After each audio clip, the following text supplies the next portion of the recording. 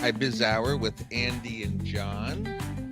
We have a special guest today, Big Bid Mike. Very excited to talk to Big Bid Mike, and Andy's connecting for the co-host. We are sponsored by Virtual Synergy Inc. They offer virtual assistants for people who need to focus on their business, and they help with scheduling, emails, and other administrative work. And they're a great sponsor, and we really appreciate them. And let's see if I can, Andy, drop down for a minute. Let me see if I can get Andy up here, and then I'm going to get Mike as well. Usually we do there's some technical things that go on here periodically, and it's X, of course, and so sometimes there are some challenges. um Mike, how are you doing? Can you hear me well? Hi, John. Yes, I can. It's great to be here. Thank you very much for inviting me. Excellent. And Andy's in the co-host position now, which is wonderful. And Hey, how's it going? Can you hear very me? Well, good. Hey, awesome. I'm looking so forward to talking to Mike and hearing about how he's using AI to do stuff. So this is super exciting. excellent. And usually it takes a little bit of time for everybody to show up, but I guess, Mike, if you'd like, we can kind of start with your background. About I usually, I always, when we have special guests, I kind of like to make a platform where you can then give this audio, because it's being recorded, to anyone to get a kind of an idea of who you are and what you do. And so I am very interested in people, and so I'd just love to kind of hear a little bit about, like, who's Mike? Where did you grow up? How did you, what in your early years happened that made you kind of, that you feel maybe brought you to where you are today in terms of your interest in AI as well as the government and the whole bidding world. So, could you share with us a little bit about your background? Yes. So I grew up in the San Francisco Bay Area, in Santa Cruz in particular, and I've lived in the Bay Area for most of my life, whether it was in Santa Cruz or in San Jose or in the surrounding area. And so uh, always been close to tech, both physically in physical proximity, but also just in interest. And so I'm in my early 40s, and so I was born in the 80s. Experienced the personal computer uh, revolution. I got one when I was 10, and then have just been a huge information and tech junkie pretty much ever since then. Um, Career-wise, it's kind of it's been a meandering, contoured experience. I went to school and got a degree in political science and applied economics, and was interested in being an attorney, and actually started my career doing investigations for a law office, and then that just continued. The economy, when I got my degree in applied economics, I thought I was going to go into the think tank world, but the economy was bad right after '09, after the crash, and so I just kind of continued with investigations for a while, and just did a lot of different things in that area, and actually pivoted after a while. I focused on tech investigations in particular, and then pivoted to digital forensics, and then government contracting. So I've always been sort of in the legal realm, to a certain extent, to a certain extent, and in government contracting, um, I've worked on both the public sector side and the private sector side, and have seen the sausage made internally, and then also have seen how it is as an outsider. And so, anyway, with this AI revolution, um, with large language models being able to essentially speak natural English language and think, you know, perform at a level that is significantly better than human performance um, in a lot of ways. And the ability to ingest just a large amount of data. It's a unique opportunity for there to be um, disruption in what is generally speaking, a very old, inefficient system, and or old, inefficient systems, I should say, across various government jurisdictions. And so that's where we're at now. We're at that moment in time where AI is revolutionizing everything, and it is also revolutionizing government contracting. Well, I mean, that's very interesting. You got a great, a perfect background for where you are in terms of your experience working inside the government, and a bit outside. I'd like to just to do a little house cleaning here. Everybody, please like and share this, the post here, or the space. This is going to be a very good space. Mike is very GovBid Mike has a great background and is perfect for our community. And I think that everybody will get a lot out of this. So I appreciate if you'd share the space. Follow Gov Big Mike as well as Andy and myself. And Andy, do you have any thoughts after hearing a bit about Mike's background?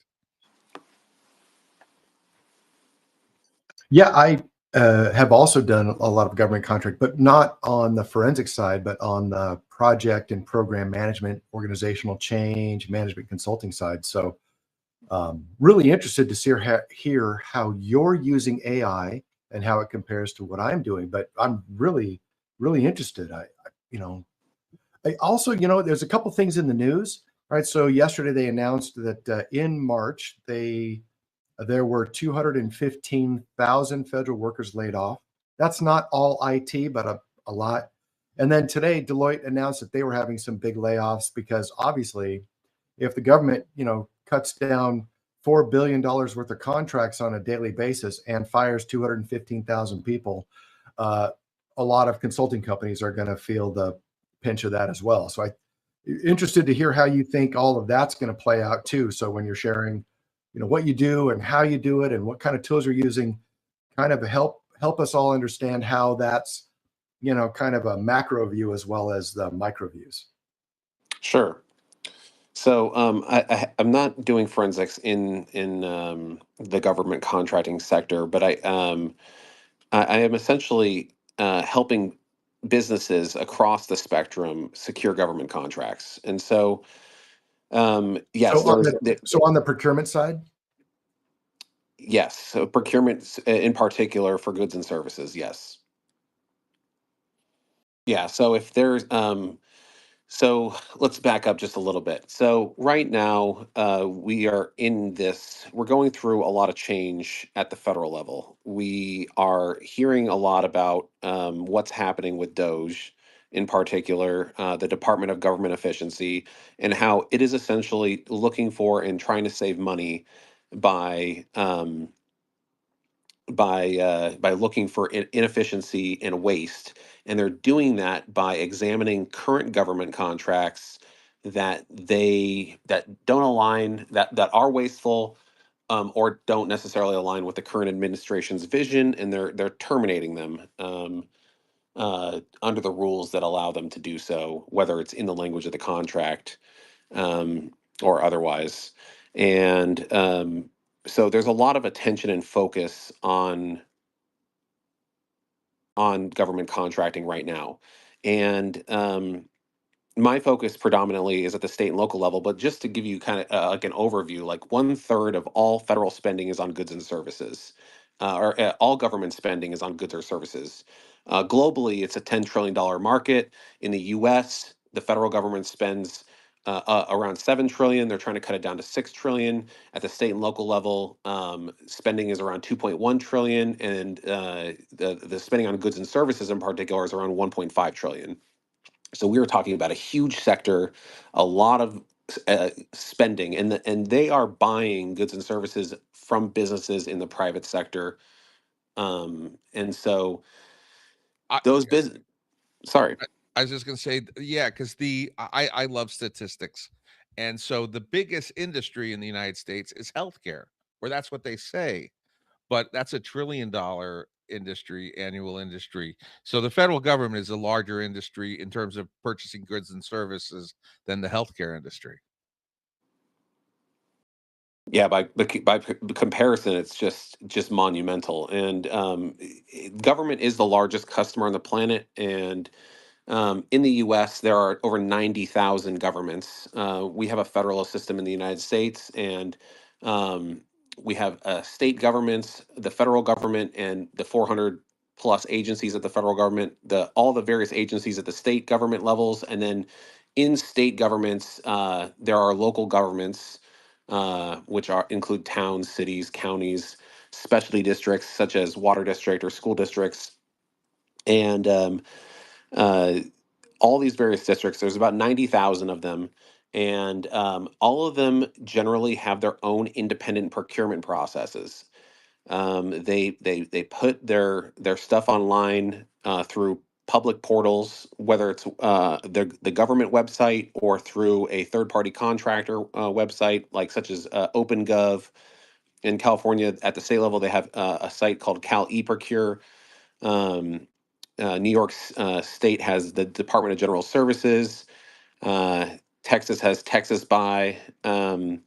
So there's just a lot of different, and so there's all these different portals. There's so many different ones. There's Planet Bids. There's BidNet Direct.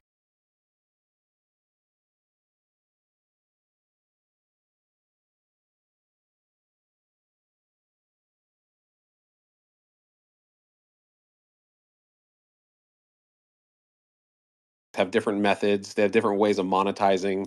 Some of them have portals for the government to upload their solicitations directly. Some just provide solicitation aggregation services so that they allow private businesses to find government solicitations.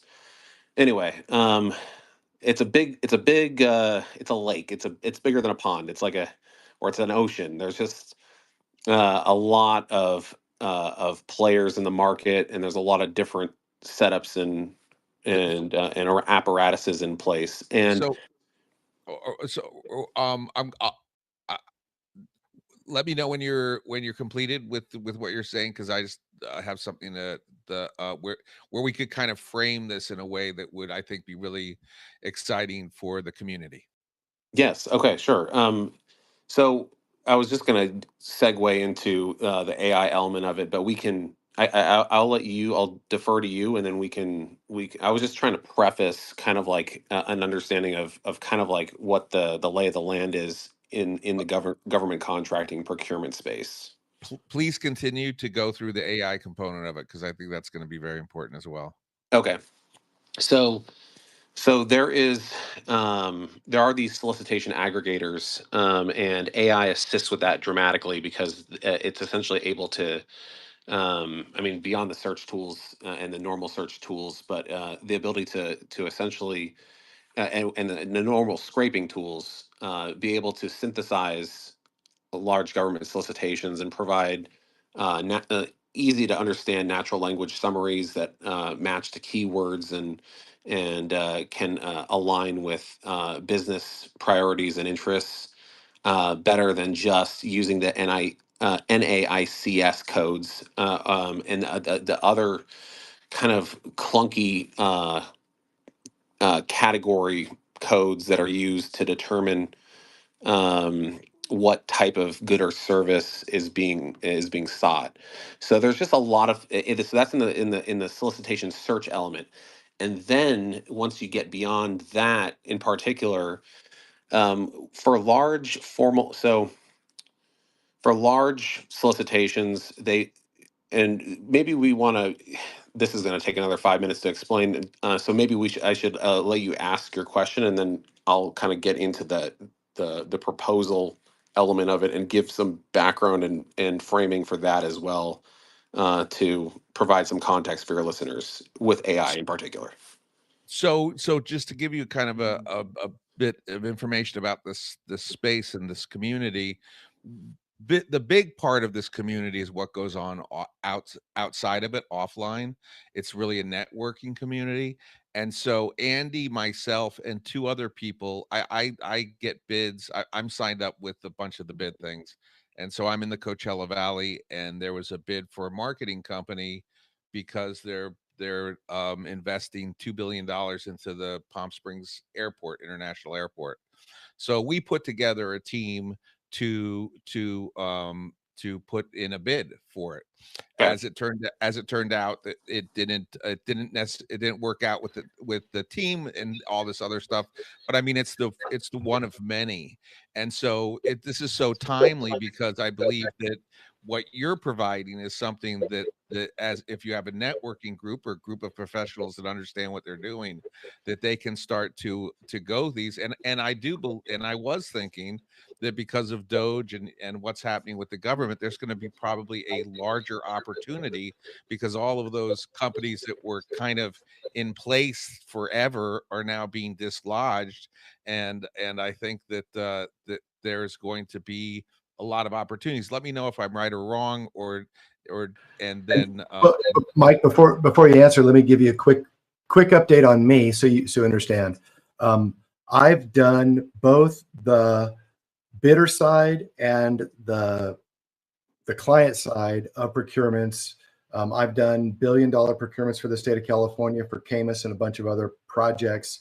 I've worked on everything from concept to creating the bids to managing the demos and the scoring and the teams and the awards, negotiating with the vendors. And I've also worked on the side where I operate on behalf. Typically, what I do is I operate on behalf of the agency to manage the vendors delivering their procurement contracts, mostly in IT and services. So I'm very familiar with everything you're saying. In fact, my first AI tool, what I built, my first custom GPT was to do contract evaluation to determine ambiguity, total deliverables, requirements, expectations, all that stuff. So we're in the same place. I got you, right? So, but then John and I started working on a bid to apply some marketing services for the Palm Springs Airport. It didn't end up working out, but we did build a strategic partnership. We went through about 2/3 of the process to build a bid response, and so we are familiar with it. The community has talked about it a little bit, so you don't have to go back to zero. But we definitely want to hear your particular view on it and how specifically how you're using AI to solve the very large amounts of data problems that you have in this whole world. Yes. Okay, great. Yeah, so you have a lot of intimate knowledge about the process, and that's great, and that's awesome. Um, so yes. All right. So I won't go back to zero, but there are a couple things for any listeners that are helpful, such as so there are purchasing thresholds, and there are below a certain threshold. And the reason for these purchasing thresholds is essentially for large dollar purchases, there is a need to do competitive bidding to level the playing field, make things fair, to allow folks to be able to, small businesses, minority owned businesses, or disabled veteran businesses, or various other businesses to essentially be able to compete with larger entities. And and also to avoid the appearance of impropriety, uh, kickbacks, quid pro quo, um, anything that be considered as something that would be illegal, cronyism, et cetera. So they create these formal bidding processes, and also to make sure that they get good pricing and the best value possible. And so, but below a certain dollar threshold, it's pretty inefficient to do a competitive bidding process. So they'll just let people buy things straight up. So if you're dealing with low dollar sales, and I say like below 15 or $20,000, you can just work with any government entity directly, and they'll probably put something on a P card or just issue a purchase order for your stuff. But if you're above a certain dollar threshold, there's informal bidding. There's like and then above an even higher threshold in some areas like 250,000 or 400,000. Then there's formal bidding, and the formal bidding process is the one that is the most time intensive. And generally, what happens is the government will release a document that contains all of the rules, requirements, specifications, and everything regarding the solicitation, all the instructions and guidelines, and then they'll publish it. And then you have 6 weeks roughly to respond to it. And that process involves Q&A, possibly a job walk, possibly a meeting to just ask questions live in person. There's a lot of different permutations depending on the goods or services that are sought, but essentially this whole process is very lengthy and cumbersome. And then after, as you mentioned, after the proposals come in after the deadline, then there's an evaluation process. And if it's not a low price determination bid, if it's best value, then there's going to be a bunch of evaluators essentially evaluating the proposals that are submitted, scoring them according to the evaluation criteria, and then producing a list of folks ranked, and then an award will be determined, and then a contract executed. Now, this process can run anywhere from uh, a few months to many. I guess I would say I've seen it go over years, but generally it's much shorter than that. Um, anyway, so AI. So against anybody who's worked in government knows that sometimes government is responding to process and not necessarily outcome.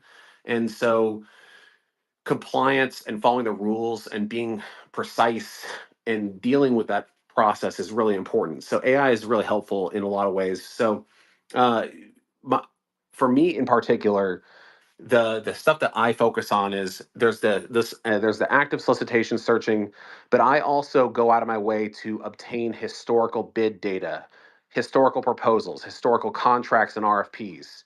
And then what I do is I take company information, I take the historical stuff, and I'm essentially putting into AI and doing analysis on that.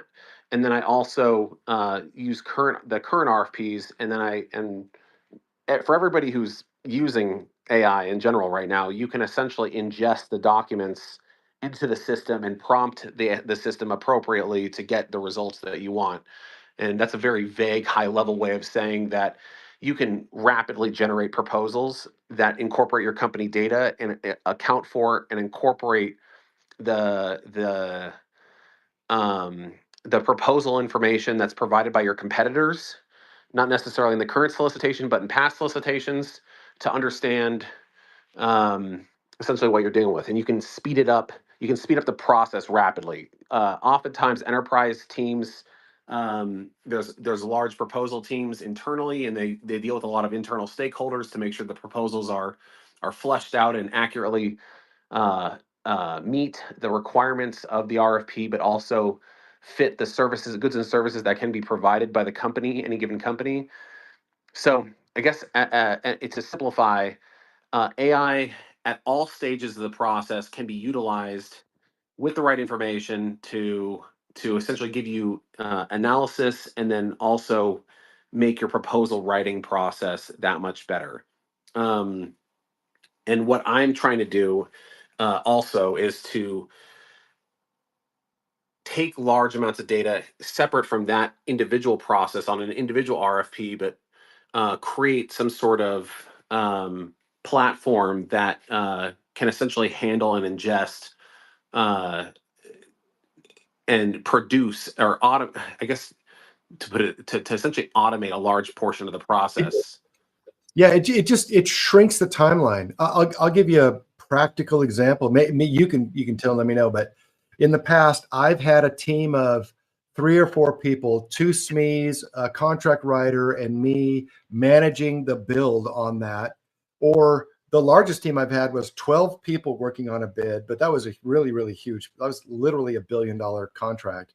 about 750 million for implementation, and then about 250 million as annual fees for a 5-year contract. So added up, it's more than $1 billion. But typically, it's to create the RFP. There's usually a contractor or some kind of expert, because the agencies don't do this all the time. There's 2 or 3 SMEs, a contract writer, and then somebody to help manage the entire project. So you're talking about 4 to 5 or 6 people just to create the RFP. Then once the RFP is released, then they have to go get an evaluation team that usually has 5 to 7, maybe 9 people, some odd number, so you don't end up with, 4 and 4 or 2 and 2, whatever. And then the RFP response team, the vendors. So that's what Mike's talking about. The vendor teams can be 10, 12, 15 people working on a big bid to prepare that.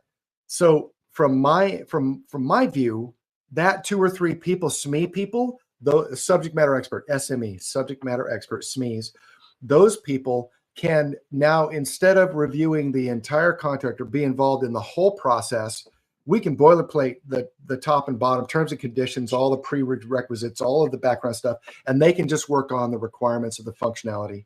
And then, and with AI, we can turn that into a 2 or 3 week process instead of a 2 or 3 month process.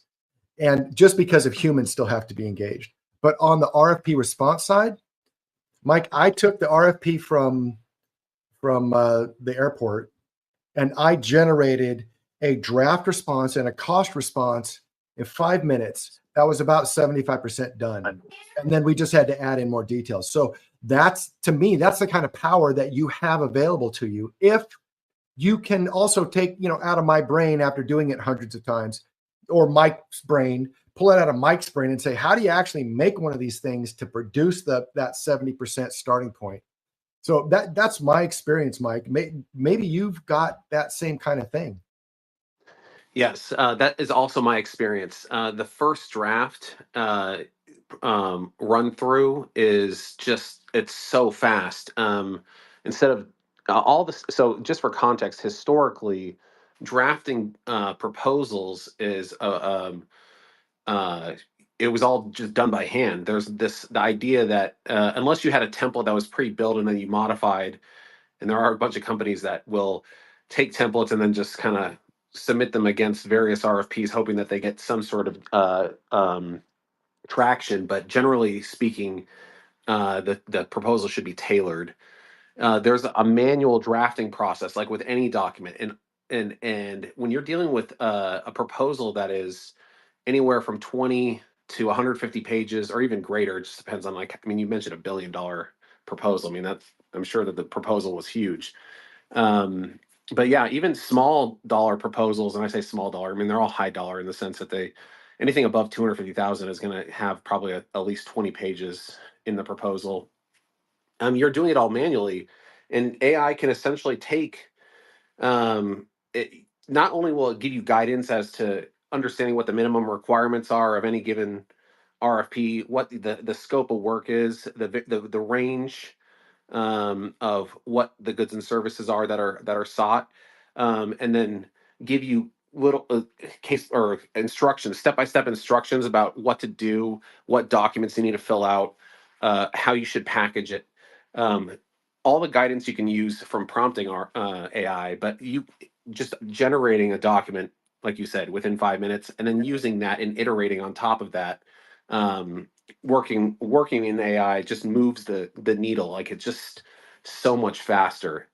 I can't even. Yeah, and we're talking about reducing a month of hours of cost by person. So let's say you're McKinsey or you're Boston or you're one of these big, Deloitte, one of the big consulting firms where they're billing hundreds of dollars an hour, right?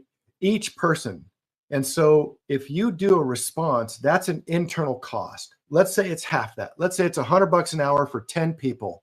Well, that's $800 a day. If you take $800 a day times a week, right? 8 times 5, that's $4,000 a week that's $40,000 a week that you're spending on those people to do this work. And we're talking about dedication for a month or two on a big client response to get that. We're talking about if you have a $300 million contract, it's not outside the realm of possibility that 3 or 4 of the big companies will spend $1 million in total, just resource cost to draft a response in attempt to win the business.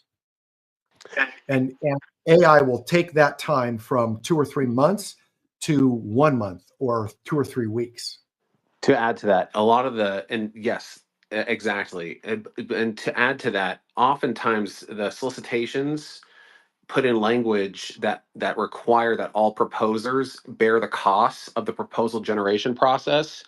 And so we're talking about saving thousands, tens of thousands, hundreds of thousands of dollars on proposal drafting, depending on the size of of your organization, um, in the drafting process, which may not lead to an actual agreement. If you get nothing because you were one of 10 people that submitted a bid and you were ranked number 3, and they only went with the top with someone from the top 2, then you're out. You're out that money. So you're essentially you're losing it. The AI using AI to essentially rapidly increase your ability to respond to RFPs is it's just a complete game changer. I should add that this also levels the playing field for smaller businesses, because if you're a solopreneur, you're a 2-person, 3-person shop, you can start wading into the larger um,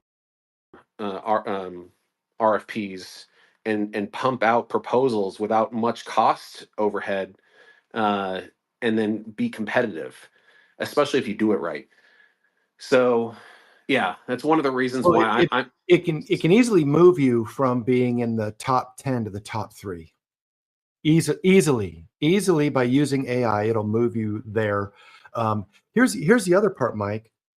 It's reducing the internal cost of the agency to create the RFP if they use these tools, because it's the same amount of effort to go. Okay, so think of it this way. You're going to put in a new payroll system just to do the calculation of how many hours and money and cost per person, per hours, per whatever, plus vacations, just to generate payroll every week or every month or whatever it is, right? Just the cost of that, the procurement on that is going to take whatever that 3 or 4 months of time. That means that those people working on that particular bid to create the RFP, they're out of pocket from doing their regular job for that whole plus time, plus the response time, plus the award time, plus then they're usually the subject matter experts as part of the project to do the delivery. So you're talking about committing for anytime you make a big change in any organization, you're committing your internal resources for months up to a year, like Mike was saying. It could easily be an year. I've seen procurements. I've personally done procurements that lasted 2 years before we got an award, which is crazy, but it's what happens. Yes, And just exactly. and Mike, I'm just curious. Timo's got his hand up for a minute, but because of Doge and the disruption that's happening right now, do you feel or do you find that there's going to be more opportunities for smaller to mid-sized companies, and what are you expecting to happen over the next 3 years? So I, I see what is going to be a congestion of people that have relied on government contracts, and people that are new players entering the fold, all kind of vying for a smaller amount of opportunities. And when I say a smaller amount, I'm just talking comparatively, because we're still talking about trillions of dollars here. But you have all the folks at the federal level that lost agreements or had a bunch of agreements, who may be looking for more stuff at the state and local level. Then you have AI empowering the smaller folks, and everybody is going to be there's going to be more people vying for fewer solicitations, or for the same amount of stuff. But I should say that, because of the way the rules are set up, um, at the state and local level in particular, there is really, I know a lot of people on the outside, and Andy, you might be able to back me up on this. there's a lot of talk about networking and trying to get relationships with organizations um, in order to somehow get an insider. And I think a lot of people who have not worked in the procurement process, they think that happens, that the bigger players are just using networking to get contracts. And having done it, I disagree. I think that the procurement process is relatively insulated. Evaluators are required to follow evaluation criteria. The procurement officer is meant to run the solicitation in an unbiased and fair way, and often does not get internal or external pressure to modify or tweak the system to favor any particular player. And so there really is a level playing field that allows folks that provide what is essentially the best proposal a real shot at government contracts. And there are incentives for small businesses such as women, minority, disabled, veteran, small business, that all that and local. and local as well, that all kind of give the small guy a leg up in the scoring, which can counterbalance some of the other um, maybe, Yeah. I guess, like, And yeah, the technical and Well, qualification histories and stuff like yeah, that. one of the things that happens is that if usually there's a requirement that says you have to have done the same kind of thing for the same size kind of organization, and you have to have done it for 2 years or 5 years or whatever.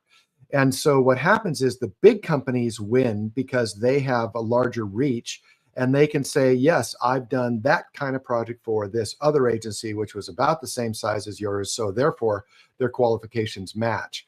And so the coordination or combination or strategic alliance or partnership, however you want to call it, those things happen because the smaller guys want to be able to put that on their their qualifications.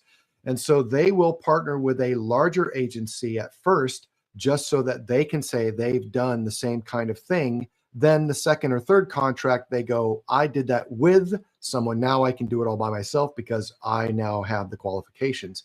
That's how it really happens. It's not because of any other reason than the qualifications of the bidders or the agency that says you have to have X, Y, and Z. It's just a way for the smaller companies to legitimately be able to say they have X, Y, and Z on their qualifications list. So that happens all the time. I mean, that is the most frequent reason that there is a combination. And on the other hand, the big companies may or may not have that particular specialized expertise, but they have all the other stuff. And so then you put together an alliance of a couple different companies to do various parts. And then that together, all of it together, that matches the qualifications of the initial requester, so that you can then be in the top list to, get in the bid or to get into the demo stat or to, make it past the first round. So that happens pretty frequently. Yes. Should we go through questions on this for Timo? yes, Timo, you have a question? Well, kind of. Good to meet you, Mike, and it's been an interesting space. I'm a software project manager for a security authority here in Finland, and we just completed basically around a 5 million euro bidding, and it's going public next week. So it's been my life for the couple of last month, and a couple of things. It was interesting to hear about all your what kind of a cash limit things you have for different kind of systems. For us, it's like, I think it's like 60,000 euros when we can just like swing it and pick one. And if we go above 2.5 million, then we need to do an EU EU level bidding war. But the system here is especially in IT, where we are dealing with classified and secret information that shouldn't be, that basically is not legal to give any foreign entities to look at. We there's a we have an agency that is basically just like a royal bidding agency for all of the government entities, and they have they have a system where all the IT companies that are involved are actually already pre-signed and pre-vetted, and we are not actually buying software or solutions. We're just bidding for the best hourly rates of different professionals, and that way we can kind of go around the EU legislation, so we don't have to do like a 6 month bidding within the EU and have another 3 months of uh, a period where everyone can complain about the decision to the EU courts. So that's how we do it, and that system is basically now rigged with AI. So all the government entities and all the companies that are within that system are now using the AI within the system. It's quite basically it's open data, so all the transparency in this country is pretty high level. So basically anything but professional secrets are just open data. So you can basically scrape that entire thing if you want to, but you don't really need to because there's already an AI bot that you can just fetch stuff for you to see. So that is one thing that we have kind of going for making these pretty tedious biddings a lot more easier.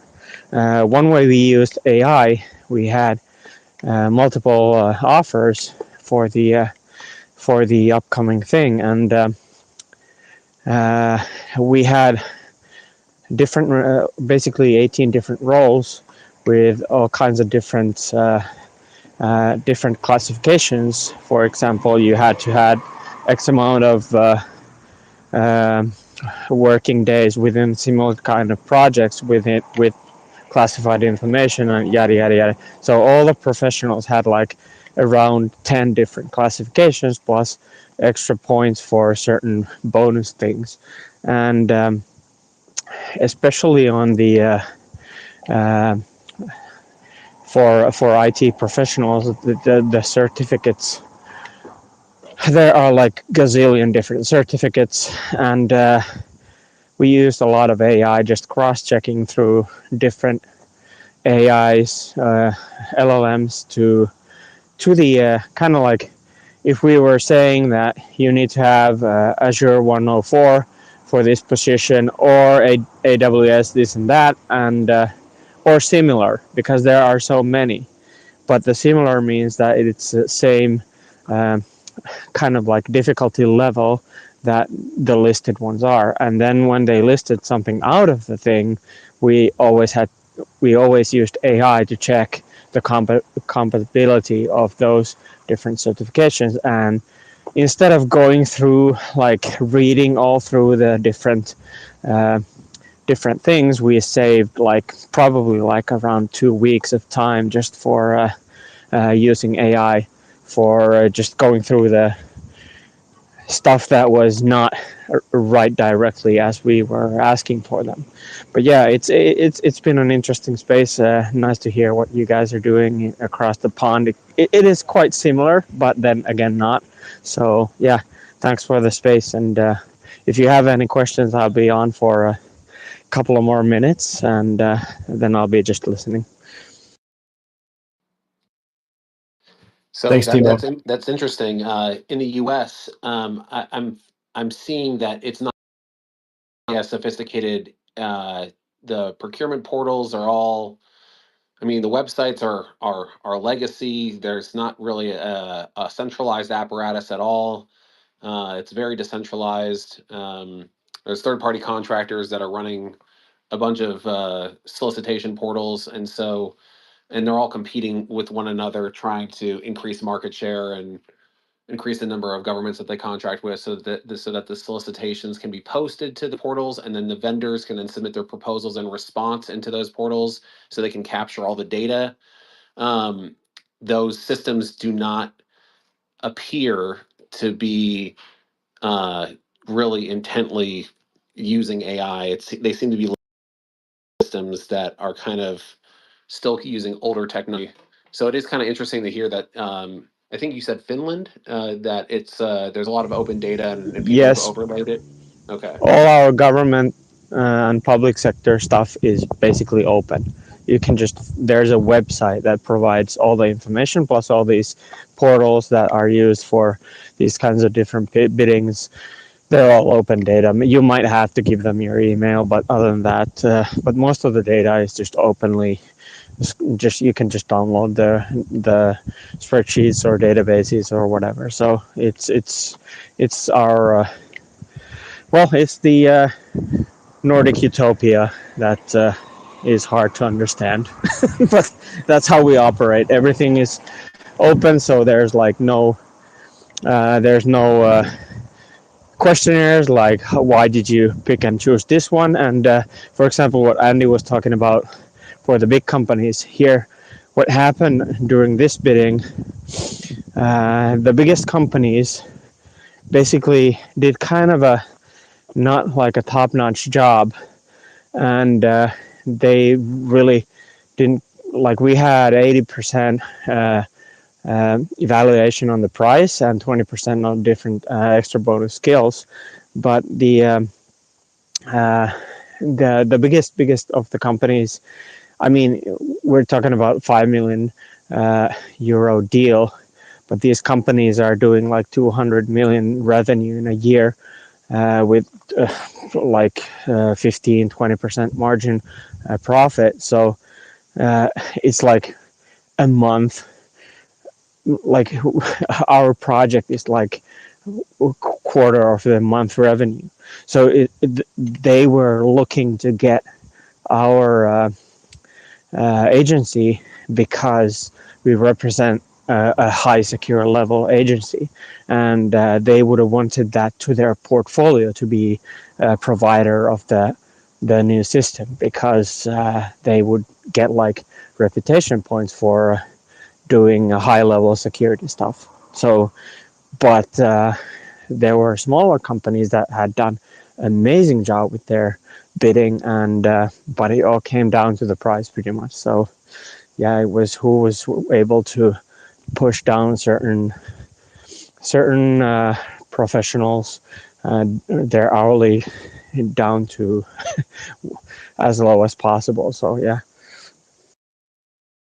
um when we did the Palm Springs airport, it was interesting because there's like 30 points for the team, 30 another 30 points for the proposal, uh 20 points for the cost, and 10 points or 5 points for being local.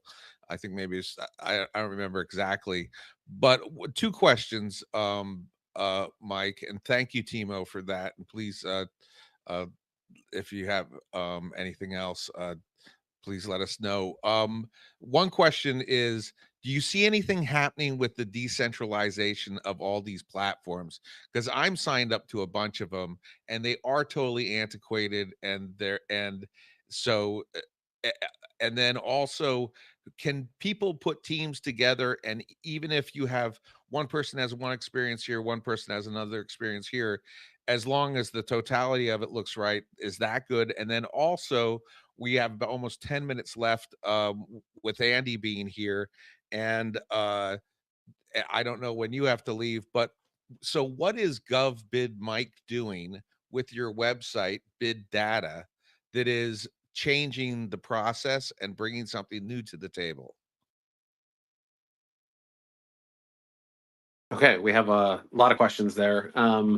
The first question, or you were talking generally about just to start off. I think you were talking about evaluation criteria, in and when you submit a bid in particular, if it's a best value uh, procurement, the reason that there would be evaluation criteria is the government doesn't necessarily want the lowest price. They want an objective, and this, I'm using the word objective. They want an objective way to essentially quantify the quality of a bid that may be significantly more expensive than the low price, but is also the best possible outcome. Because sometimes you can get like a low price and then it, like, the performance is trash. So that's the reason for that. So then they create evaluation criteria and they have evaluators evaluate it and score it, all that stuff. And that actually significantly prolongs the procurement process. It can just take forever as a result of that. Um, Speaking to that in particular, um, now the the entire idea behind bid data is to um, essentially create a platform that makes the entire uh, solicitation process simple and fast and effective for businesses that want to do business with the government, um, in the US in particular. So, Timo was talking about in Europe, and one thing that happens is that in every jurisdiction, in every area, there are different rules and guidelines for the solicitations, and there are state rules that are different, and then there are local rules that are different.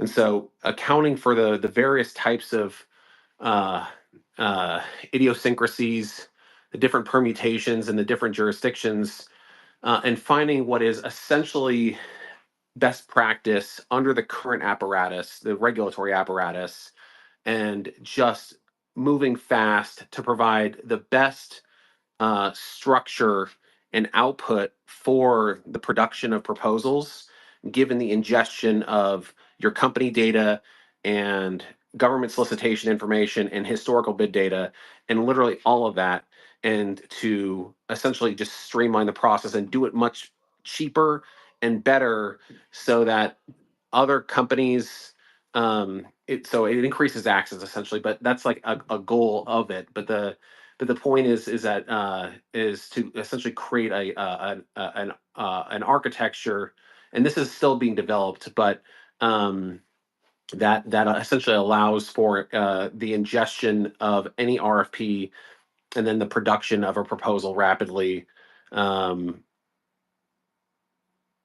given the constraints and the idiosyncrasies of any particular area, any jurisdiction. So that's the idea behind it. And bid data focuses on active solicitation searching and matching, historical bid data acquisition, and then the production of proposals, all of which uses AI. And so that is the overarching, and how people are doing it right now is they're using piecemeal tools. They're either using they're using search engines. They're sign up for various sites and then they pull the solicitations. Then they're throwing stuff into Grok or Claude or Gemini, and they're essentially doing analysis. It's all ad hoc. You prompt it a certain way, yada yada yada. You generate stuff, you iterate, and then eventually come to an outcome. The idea is to really kind of find the optimal of doing it, that works with the most cases and incorporates and accounts for edge cases so that so it's not ad hoc, so it's contained. And so that's the goal and vision of bid data in particular. um, but and getting into the specifics and nuances, I think that for anything actionable for folks to take away that they can do and apply today, is that there are tools that allow you to acquire government solicitations across a variety of platforms that don't require you to sign up for all of them. And then you can access public records, as Timo mentioned. You can either go to government websites, like New York State has a great one. They have all their stuff posted, but a lot of other areas and jurisdictions do not. So there, you have to seek the public records through another method, another legally required or legally compliant method, to get the information that you're seeking, and then you take the information and kind of work with your favorite tool or a combination of the tools, a multi LLM tool like Perplexity or Abacus, to essentially. And one thing I haven't done, but which might be interesting, is to apply agents to the drafting process. Anyway, that's probably something I'll explore at some future time. Right now, that's not really something that is a focus of mine, because there really needs to be a human element to the review process to a certain extent, because there are so many unique requirements that require manual action. Like you have to fill out forms, you have to submit forms to government, and like you have to get updated insurance requirements.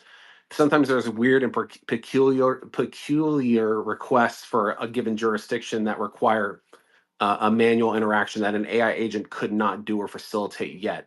I mean, I guess you could theoretically talk about how we'll get to a place where agents could do everything, but we're not even remotely there yet when it comes to doing the manual form processing and dealing with government bureaucracy, in certain respects. So anyway, Hey, Mike, I got a question. sure. Have you, okay, so you're talking about what you just talked about was basically form, function, and the templated response. I'm interested to hear, have you done any of the following things, which I've thought about? Have you canvassed other examples of those current awards, identified how and why, and done any analysis on what produced the winning result, if there was any identifiable characteristics, and then be able to either create a style sheet or a guide or something to produce or edit your content to match the things that jurisdiction had previously awarded? Have you done any? Have you got, like, this is like second, third level steps?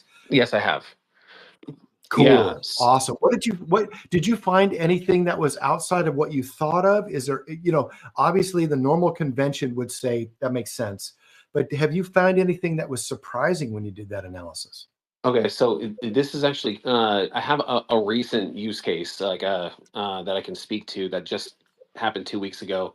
There was a solicitation out of Ohio for a wellness program in particular, and this new solicitation was released to replace the program that was expiring. So they may be trying to continue it, and there's like a 5-year duration, and then it's coming to the end of the 5 years, and so you have to do a new solicitation. They may have like they may love the current program and they may want to continue with it, but they're required by law to essentially run a new solicitation. So anyway, I pulled up all the old proposals, and there were 18 of them. And I pulled the old solicitation, and then I threw everything into Gemini, which was great for ingesting large amounts of data. And there was a lot of it's good with token usage and stuff like that too. And anyway, playing around essentially with not only running an analysis based upon the evaluation criteria as it was put into the RFP itself, but trying different mathematical ways of analyzing the quality of the proposals. And interestingly enough, the analysis using separate and different methods resulted in the same proposal being chosen. That was the winning award one as the one that was chosen. But if you looked at it optically, like the proposal was by far the least aesthetically pleasing, and also just appeared to be the most phoned in proposal, but it was actually the best. It's kind of weird. Like you have to get into the minutia. I mean, Andy, that like I get it. Hey, yeah. I got a quick follow up, and I have to go. Was it what? Okay, so the one that looked the best, visually, graphically, and then the one that had the most. Do you have any experience on the award scoring side? Yes. Okay, so maybe you can explain a little bit about that to people. So here's my view. Please correct me if I didn't get this exactly right. But in the past, the procurements I've done is, if you ask a question, you score basically like this. Did they answer the question, yes or no? Did they say they understood the question? Have they done that in the past, and can they do it for you? And so somehow those four perspectives of every question that the agency writes in the RFP has to be answered. Have you scored it that way, or have you done it any different way? Oh, and I'd love to hear what GP has to say too. He's got experience in this. Oh yeah. So the let's see. Okay, so there are pass fail requirements, the minimum qualifications. If they're not met, disqualify. So pass fail, and then there's the all the scoring analysis and with the technical qualifications, and for every single I went. So some areas, some jurisdictions, and then have specifically scoring methodologies that are consistent across, and then some do not use templates, and it's literally it's ad hoc for every single solicitation, and then the scoring could also be modified with and just 10% for format, something like that. And then there's qualifications and your technical capability, and then the scope of work, and then your references and pricing. And I know that something's escaping me as I'm talking about Do you think? Yeah, no, I get it. Do local, it. Yes, thank veteran-owned, you. women-owned business? Yeah, all of those Right. qualifications, right? Yeah. And Um, oh, sorry. no. I unfortunately I've got to go, but I would love to hear GP. Do you have a question? Do you want to have a comment? And because I can stay for like another 5 minutes, I just want to hear. So I'd love to hear GP. If you have anything to add, I'd love to hear that. And then I'm going to have to drop off in a minute. Oh, thanks so much, Andy. Hey, hi, John. Hey, Mike. It's great to see you getting the platform Likewise. that you deserve. Yeah. Um, Thanks so much for giving me the mic. I just wanted to point out that on top of everything within the domain of the US, there's a huge opportunity for US companies who are startups in a new domain, ML, AI, whatever you want to call it, and all the attendant spin-off technologies in the EMEA region, so Europe, Middle East, North Africa, especially the Gulf. Now, for those small startup companies to get beyond those immediate disqualification um, questions, which Mike and Andy have referred to, non-compliant with previous history, lack of security clearance previously, and so on. We use a prime, what's called prime subprime model here. So you can and are often approached by one of the bigger players to do a subprime to their prime bid, and their qualifications cascade down to you by proxy because it's more or less a vouch. And therefore, after you do two or three of these, this goes back to a point Andy made, I believe, earlier. You then can then say that you have now become in possession of the skills and certifications and references and clearances that you wouldn't have previously have had if you had not gone through the subprime to prime contractual relationships on winning bids with these bigger players. And the reason for this now is that these bigger players don't lead the edge on solution provision in some of the key areas, particularly around autonomous agentic systems, the exploration of legacy systems using agents in order to gather legacy data for business transformation programs, and then to propose a solution forward. And the experience of this, where smaller companies can get a foothold in times of great flux like right now. So for those of you in the startup domain, whether you're pre-seed or Series A, but haven't yet acquired that status of size, security clearance, or size of project, you can use that prime subprime model by cozying up to some of the big consulting firms, Booz Allen, PwC, Deloitte, and so on. And oftentimes you will get approached. And then secondly and lastly, there is the concept of the invite-only RFP. These come out of left field, generally through sourcing systems, which have identified new entrants into the market that they bypass the usual rules for even national security work. And they follow a phase that they follow the phases that you guys have discussed at the first part of the phase. That is to get rid of the chaff from the wheat, but then the wheat go into a unstructured phase of dialogue with the CTO and the bid team within the organization. There might be 2 or 3 shortlisted groups. And after that, presentation, although it may be AI driven, coherent presentation should always be driven by, first of all, in my view, creating the proposal manually and using AI to enhance its directness toward the pain points that are being pointed out to you in the dialogues. We do always complete our RFPs manually because it gives a tone, timbre, context, and personal touch, which AI will make sound very generic. Whereas if you do it the manual and then AI, you will just get the icing on the cake that AI will point out some maybe inconsistencies in section 2 versus section 8 of your response, especially when it comes to pricing.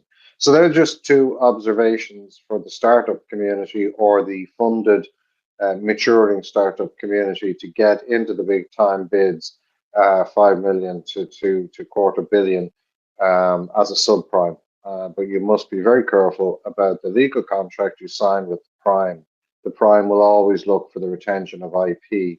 So determining your importance in the relationship, leveraging that diplomatically to ensure that you come out the other side with some of the glory is also existentially important if you want to move along that trajectory of evolution and maturity that I just spoke to. I hope that was helpful. Thanks so much. Yeah, great points there, JP. That fantastic. I want to point out, please visit our sponsors, Virtual Synergy. They sponsor our show. We're very grateful for them. They provide virtual assistant staffing for those things. And then Mike and GP, everyone, thanks, John. I've got to run. I'm being called to a meeting. So thanks again for that. I'm going to turn you over to John's very capable hands. You guys keep going, but I will definitely be listening later on when I have some more time. But thank you so much, Mike. And I'm going to, in the back channel, I'm going to DM you because I have a few questions about how you're doing things. I'd really love to talk to you a little more about that. Maybe we can even have you back as another time. And Graham, you're always available and always welcome. Thank you so much. Thanks, everybody. I'll talk to you later. Bye. Thank you so much, Andy. And yeah, Andy has so much to bring to the table with this conversation, with any conversation based on his background and all that he's done. He's really has a lot of experience and a lot of skills. And so Mike, can you so when did you start this? Where are you in the process of your business? And who are the ideal companies that you can help, and how do you help them solve the problem that bid data delivers? Great question. So I just started the company in January. Yet I can essentially do everything that I'm envisioning for the platform, in particular, in more of an ad hoc way before it goes live. And I essentially help small and mid-sized businesses to level the playing field against larger enterprise companies. And the reason for not focusing on the largest enterprise companies is they can use AI to essentially speed up the process themselves, but they have internal teams that are already well-oiled machines that would make pairing with someone like me right now potentially it wouldn't necessarily work, but anyway, so yes, the focus is on helping small and mid-sized businesses to navigate the entire procurement process and to get them government contracts. So anybody who has an interest, there are various industries. I've done a wide spectrum I've had a wide spectrum of clients, including in arts, health and wellness, in education, in uh, emotional, social learning, IT. It's been kind of like there's just the entire. It's a huge pond, like so. It quite literally just depends on who is interested and what um, to a large extent because I haven't focused on a particular niche because to be completely honest, focusing on one given area is it may not there may not be solicitations for a given niche that are very common on a regular basis. So that's one of the reasons. There are some that are just constantly coming out, like IT and anything in construction, anything that has to do with building or maintenance, preventative maintenance, anything like that. Anything where the government is buying on a regular basis, there's always. Um, anyway, and there's so many different solicitations across so many different jurisdictions. I hope that answers your question. Absolutely, and I think you're going to have to definitely come back. I think that there's a lot of value with you being in the community and in our space. And so currently, um, how do you make money doing this? Do you get a percentage?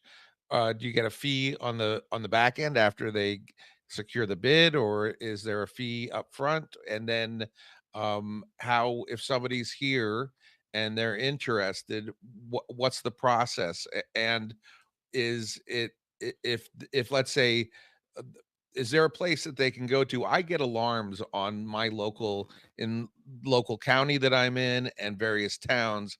I've gone to their website and put in and say if there's a marketing bid that comes up, send me an email. If there's this, if there's that. Um, but are you centralizing that and just and or is that something that you expect to have at a certain period? We have a lot of devs in our community. We have a lot of people in all levels of that are interested in AI, and so it's a nice space in terms of as you're building and as you're developing, you get to know the other members of the community, and through that, and you through speaking up, explaining who you are, what you do, we build trust with each other. We have a Jason here, Jason Madden, put together our Discord server for devs, where there's tests to get in and there's vetting, and so we would want to really apply something of value to the community as we ride this wave of AI into where it's going. Because right now, we had a member that comes here regularly. He was at a trade show for automation manufacturing. He said there was 1,000 vendors there, and out of 1,000, there were four that were bringing AI to the table noticeably. I'm sure that a lot of these big enterprise companies are definitely using Azure and Copilot and are doing it internally, but even then, it's still not integrated into their companies from all the reports that we've been getting. So I guess the question is, there's someone here, they're interested. What's the process in reaching out to you and starting to secure your services? Sure. Thank you for asking. So you can just DM me. To have a calendar. I don't have it in my profile, but I'll back to you. And then it's essentially a consultation to have a conversation with what you're looking for, what your interest is. My focus is on essentially helping folks talk through and understand what is potentially out there and available within the area that they're interested in. Um, Now, there were so many good points that before I guess answer the question is like there's I think Graham brought up sub and prime. There's a lot of folks that are interested in being subs because they don't necessarily want to do the prime work because the interface with government post contract execution might require customer service on a level they're not willing to deal with, and they want to just interact with the company that hired them. And I would say that um, um, the hope of bid data also is eventually to create subprime matching opportunities so that pre proposal submission, there is a matching that happens before the proposal is submitted so that the prime and the sub can be ready to go and baked into the proposal at the time of submission. And oftentimes, there really is not really a good marketplace right now for prime sub matching. So that's an area for disruption, an area of opportunity for anybody who's like, hey, how can we get primes and subs matched for active government solicitations within a 6-week time frame?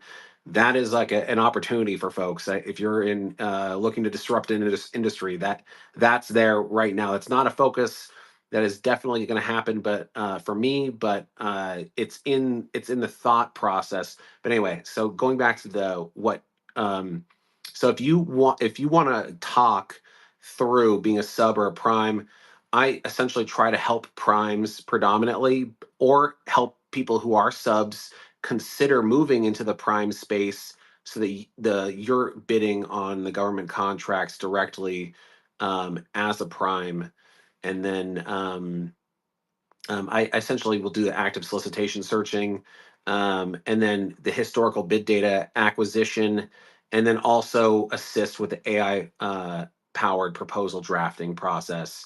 And I do charge upfront rates, but I also charge on contingency as well for folks, depending on the circumstances and the conversations that we have. Contingencies. It aligns incentives, so there's something good about contingencies in the sense that it compels me to produce the best possible proposal for the folks that I work with, because there's something potential on the other end for me as well. But I just want to be completely clear that there are jurisdictions that prohibit contingency work. And so there are like areas in Florida, for example, where you can't do solicitations with any guarantee of a contingency because they don't want outside influence. So this is a jurisdiction specific issue that I have to be cognizant of. And the RFP generally will include some sort of language that says you aren't doing this on contingency, or there's nobody that's gaining something, yada yada yada. And in those situations, I would just be charging a flat rate. Now, when the platform now beyond the services, at the time that the platform happens, the idea is to have the entire platform at some future time bake the pricing into, for the entire process, the matchmaking, the proposal drafting, and everything, for a single flat fee, and then potentially contingency on where jurisdictions allow it. So that's all to be hammered out, but the idea is to make it inexpensive and simple and accessible. But yes, for anybody who wants to consult with me, or wants a consultation, or individual handholding, and I say handholding because it's like a done with you process. I can't do it entirely for you because I quite literally need cooperation. But yes, and also I'm flexible. Government solicitations are unique and specific, and every jurisdiction is different, and every business is different, and so there has to be a conversation. It's Anyway. I'll let Graham speak because he's had his hand up for a bit. Oh, Mike, I mean, it was just a decorum. It wasn't in any way to hurry you up in your delivery. I think please continue because I don't think you were finished, and I'll take my go right after. No, I apologize. I guess I'm ready for you to speak. Unless, John, there was anything else that I didn't answer on. You asked a question. You asked a couple questions, and did I hit everything, all your points, or, and if not, then Graham can go. Yes, yes, and I was just thinking, maybe a subscription service would be good too, in terms of defining exactly, if you could choreograph all of these Frankenstein, systems left, right, and center, that would just be a huge service. That'd be a big value. I mean, I know a lot of people that would be happy to pay just to get access to that. Graham? Thank you, John. Yes, I agree with that observation, John. I think a new portal is required because with the tariffing, which I completely agree with, but let's not get into that right now. Emanating a bid from the United States with a subprime in Europe is going to allow the non-imposition of the tariff for professionally traded services for repatriated profits. And there's a whole new domain of education required there for the community of prime subprime relationships that involve US primes and, say, European subs. So I also agree that Mike has said something really important. A lot of people come to people like Mike with like a panacea. We've got this technology now. Can you please square peg a round hole into this RFP? I think it needs to be really clear that you have to come to the table with a clear outline of your bid. In my world, when I consult on that, if somebody just comes with a proposal document or a request for proposal and some technology and then asks me to make a match, I'm going to decline, because you cannot create a proposal as a non incumbent within the company for the company. So they must come with the basic elements of their proposal prepared. You can navigate them through the process from that point onwards, and you can finesse and improve their proposal based on your knowledge of the landscape and the asks.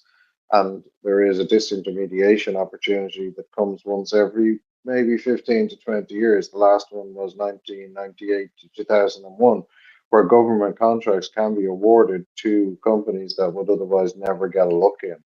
And the area of AI and all its attendant parallel technologies is now presented that same opportunity. So the growth of this type of consulting is something you will see over the next 5 years, because there's only a 1% adoption. I think it was Booz Allen, or it could have been Deloitte, who published that in a report a couple, 3 weeks ago, who've adopted any meaningful AI from the enterprise up to conglomerate level in EMEA. And that's quite a sizable chunk of 99% unsatisfied demand who wish to do so, but just haven't found an ability to find the right partners or orient their organizations through the different practices that are required to integrate a new way of doing business.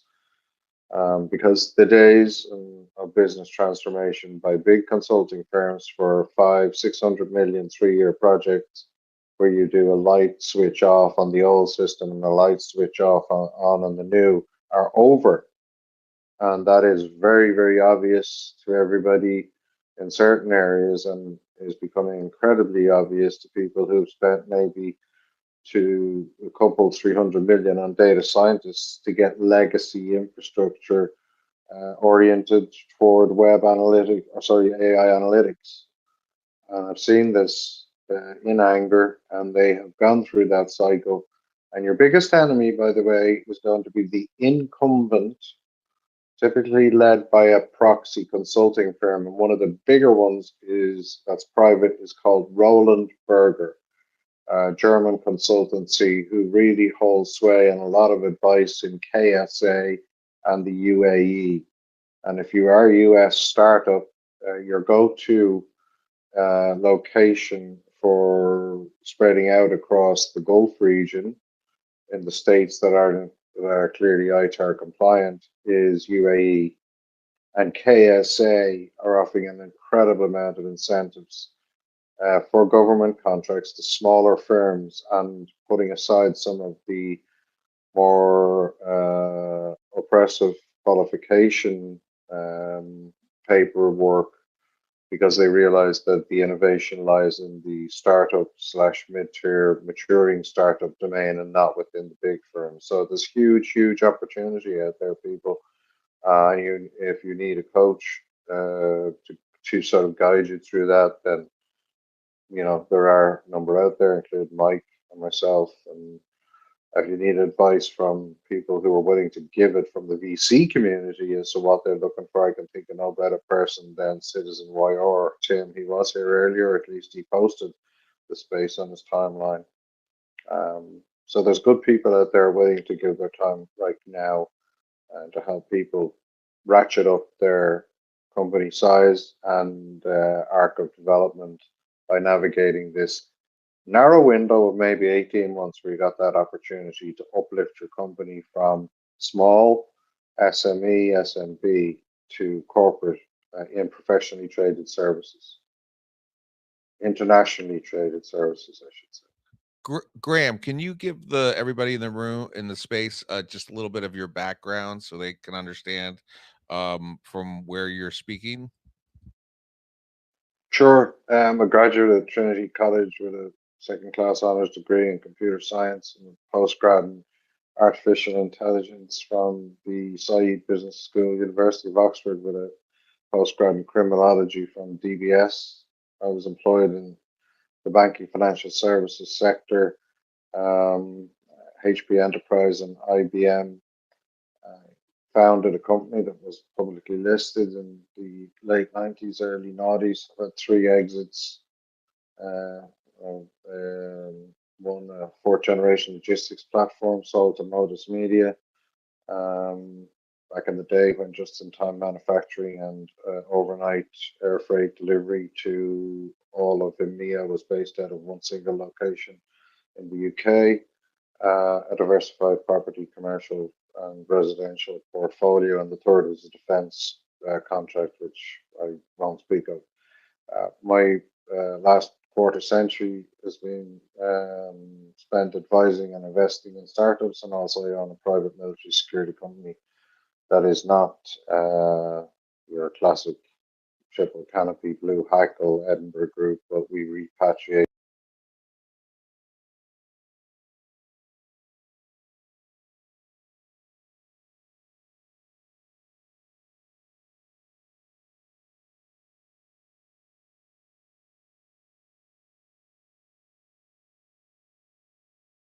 That's I was member of the invite only IBM super security group, the invite only, think 2017, 2018 speaker at IBM's annual in Las Vegas, and also was called by Gartner the 16th most influential individual in cybersecurity in 2016 based on their vendor Analytica's analysis of public contributions and written articles.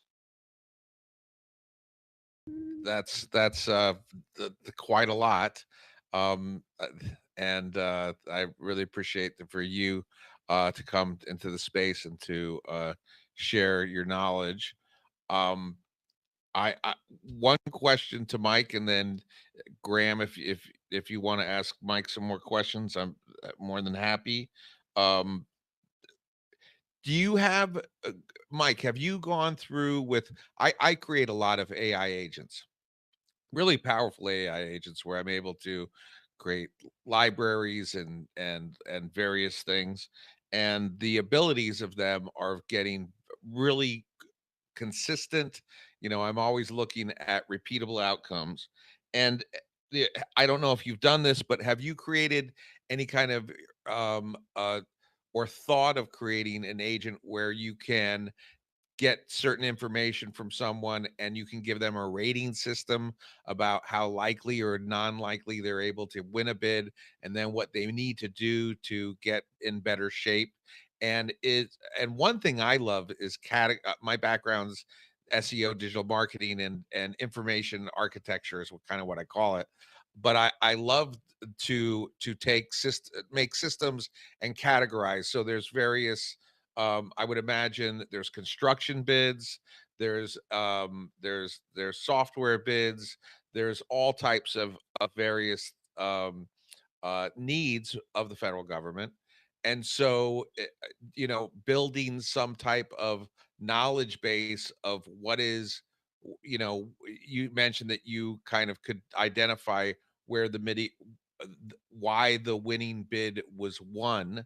And then through that, I would imagine over time with AI and AI agents, you could probably refine to determine what needs to be brought to the table. And then if you're representing someone at the table through what you're doing, it might increase the likelihood of them winning the bid.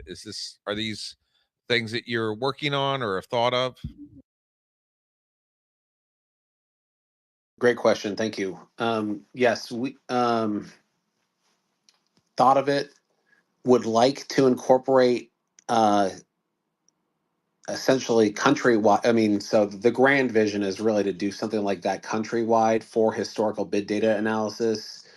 Now, when you're dealing with the acquisition of records that are in the possession of government, um, there are a variety of portals, file formats, types, placements, etc. And in acquiring the data, which would include the award sheets, which are also in a variety of file formats, presentations, styles, they're structured differently. Um, a lot of it to a large extent, some of it based on best practices, but some just it's hard to explain like the variety of permutations on this, but like quite so what I'm trying to say is essentially is that yes, it would be great in the grand vision of thing to acquire all the data from all the different government agencies, which include the awards, the scoring associated with the awards, the scoring of the various proposals, copies of all the proposals, the solicitations that the proposals responded to, and to essentially have the ability of AI go through and analyze to see what is common, what's an edge case, what's a statistical outlier versus what is very, very normal, um, and to essentially advise and create probabilities around that. The hurdle is um, acquiring all the information and then being able to provide advice that is applicable across jurisdictions. So you could conceivably do this jurisdiction by jurisdiction and then have something that is like very robust in a given jurisdiction. But if they do it differently in a different jurisdiction, then so yeah, I mean, I guess conceptually. So like you heard about with Doge, for example, Musk was talking about, and I think RFK Jr. in particular, how Health and Human Services had like dozens of procurement processes or different procurement entities. I don't know how would I say this entities. I don't want to say portals because I'm not sure if they're all portals, but they essentially had a variety of way of different departments and sub departments that were acquiring goods and services contained within the single agency, not following necessarily. Uh, um, so getting the historical information for an evolving and changing bureaucracy where things are not necessarily either accessible or consistent can be difficult. So I guess like in theory it sounds awesome, but like the practical on the ground reality of acquiring all that information. So as we're talking about it, it makes sense to do it jurisdiction by jurisdiction at a local level in particular. So picking like a city like Los Angeles, and maybe one not so large, something like San Francisco, and then pulling all their information, and then doing the analysis on a specific jurisdiction to really get it the data set refined, an understanding of everything refined in those instances, and do it jurisdiction by jurisdiction in the larger jurisdictions, the larger cities or counties across the country, like blue cities or counties, because you would have, like New York City, maybe Dallas, Houston, or something like that.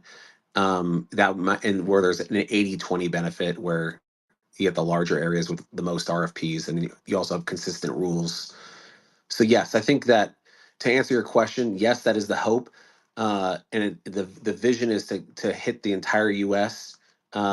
But in practical reality, it really can only be done little by little, partially. And you also need to find an area where you wouldn't have to engage in prolonged litigation to acquire the data that is essentially, it might be your right under public records laws or sunshine laws, but maybe the load of being able to acquire all the information might be too great, or there may not be cooperation. So, anyway, I guess that's a long-winded answer of saying that yes, um,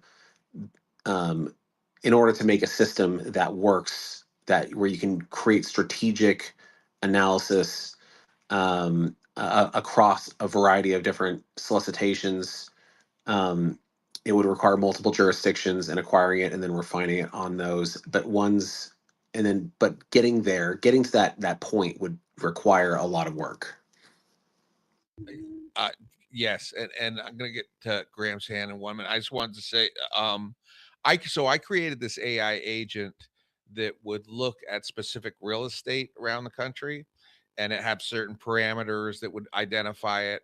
And then I found out about data.gov APIs, and so I started to search for funding opportunities through grants and whatnot, to match the two up. And I was amazed at all these these gov data APIs. It was,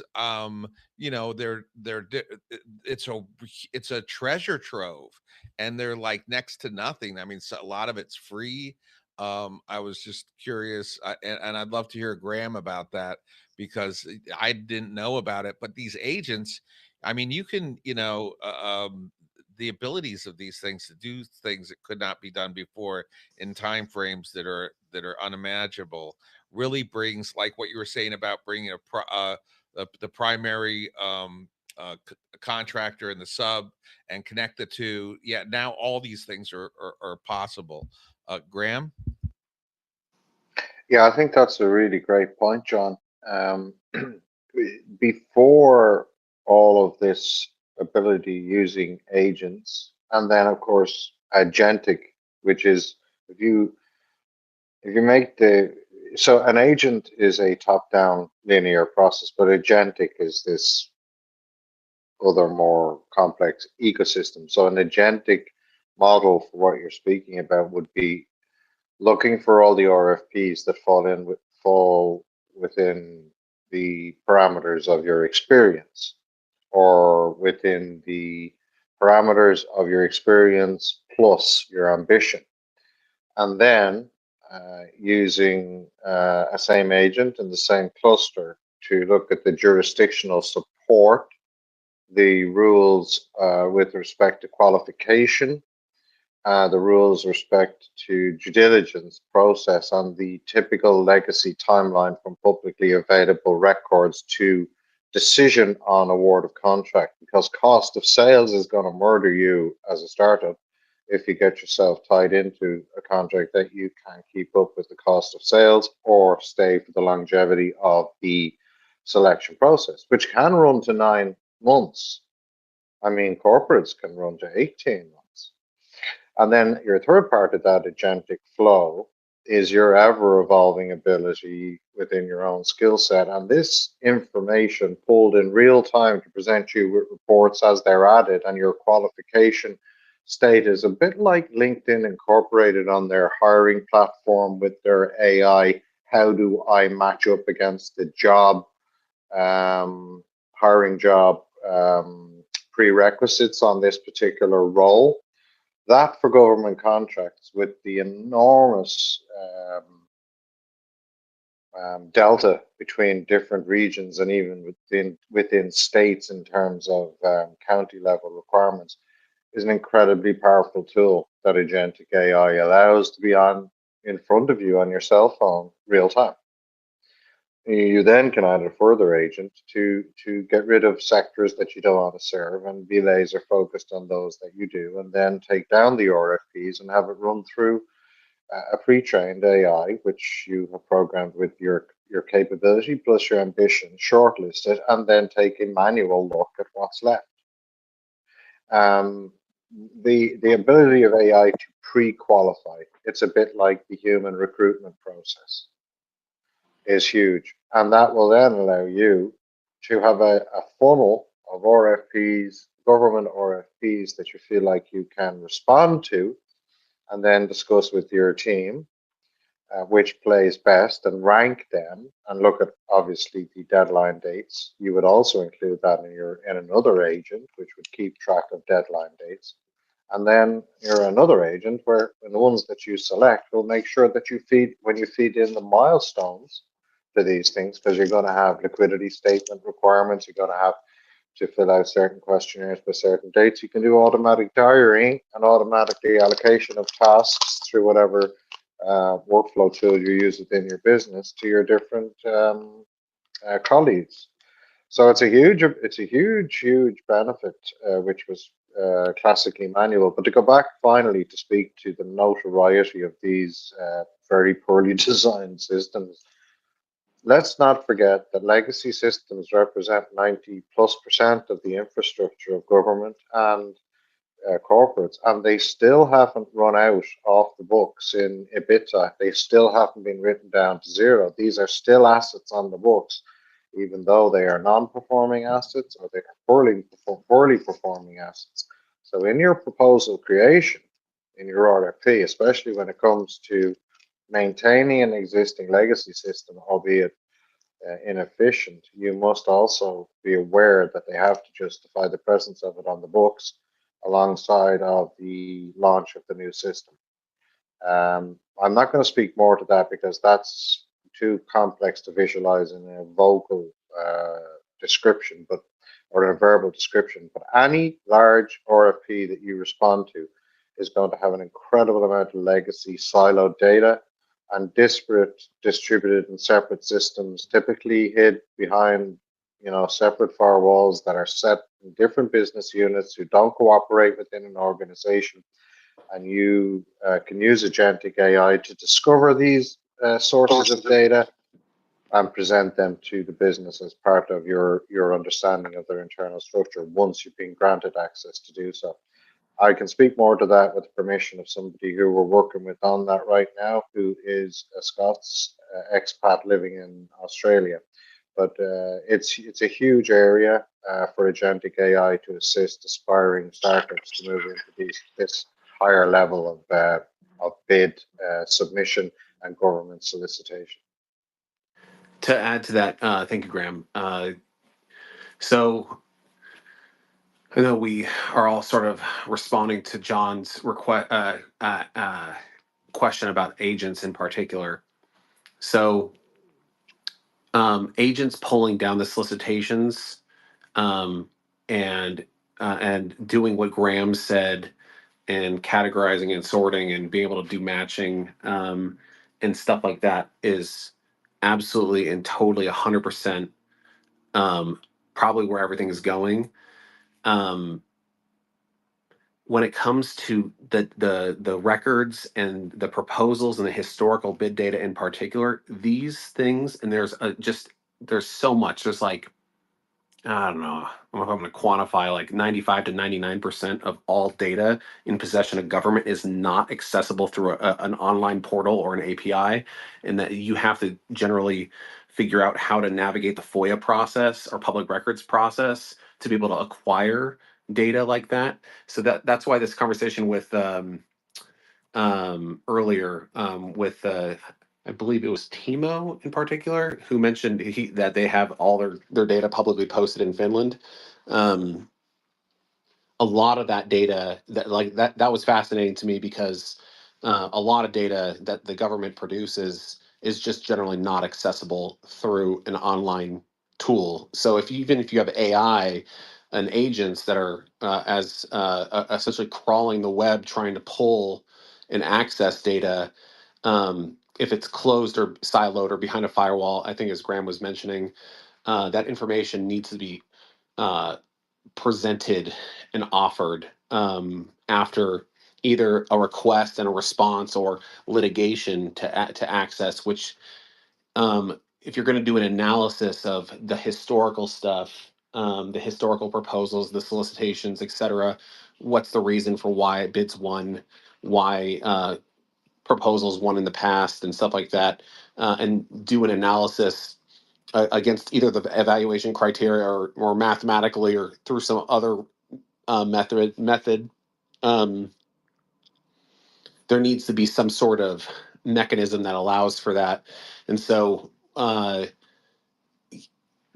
doing right now, most folks, when they're engaging in any sort of proposal response to an RFP, they're flying blind as to what their competitors are doing. This is just the way it is.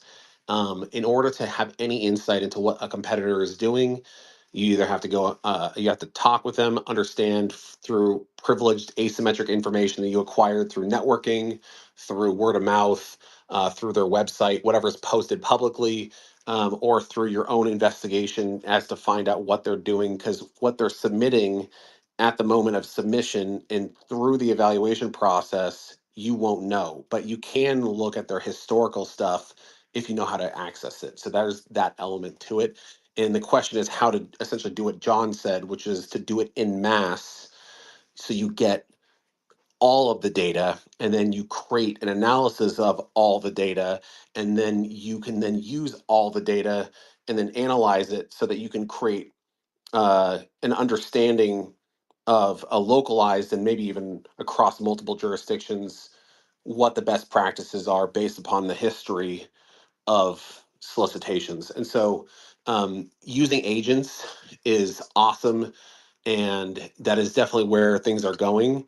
But there is an information asymmetry and information siloing that creates a roadblock to their rollout. And now, when we get to a point where all the systems are interconnected and the AI has 100% knowledge of of all information everywhere, and regardless of whether or not a system is siloed or air gapped or whatever, and there's like a full knowledge spectrum, then we'll be in a place where we could conceivably do it for everything. But the practical reality is that we're going to be able to only do piecemeal stuff until we get to a point where we can do it for everything.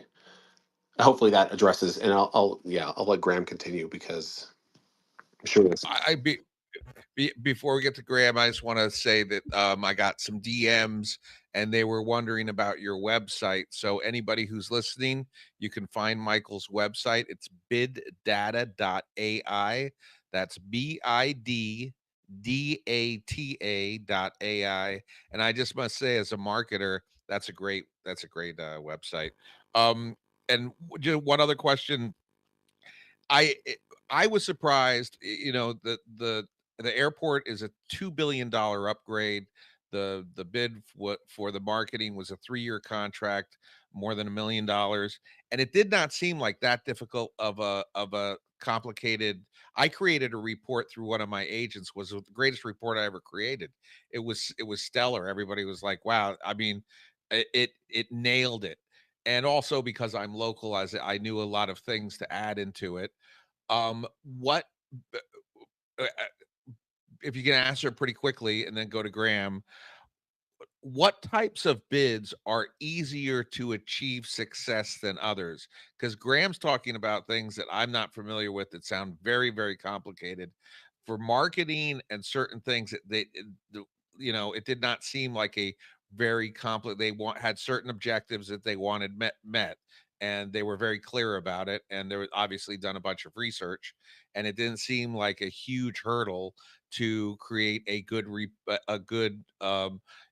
proposal and XYZ, and everything was very clear on what needed to be done.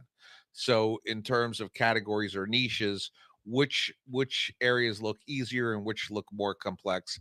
And then after you answer that, I'd love to get to Graham. Sure. This is going to be kind of a strange, unorthodox response, but um, I say that only because I do think that competition in a marketplace, to a certain extent, determines likelihood of success.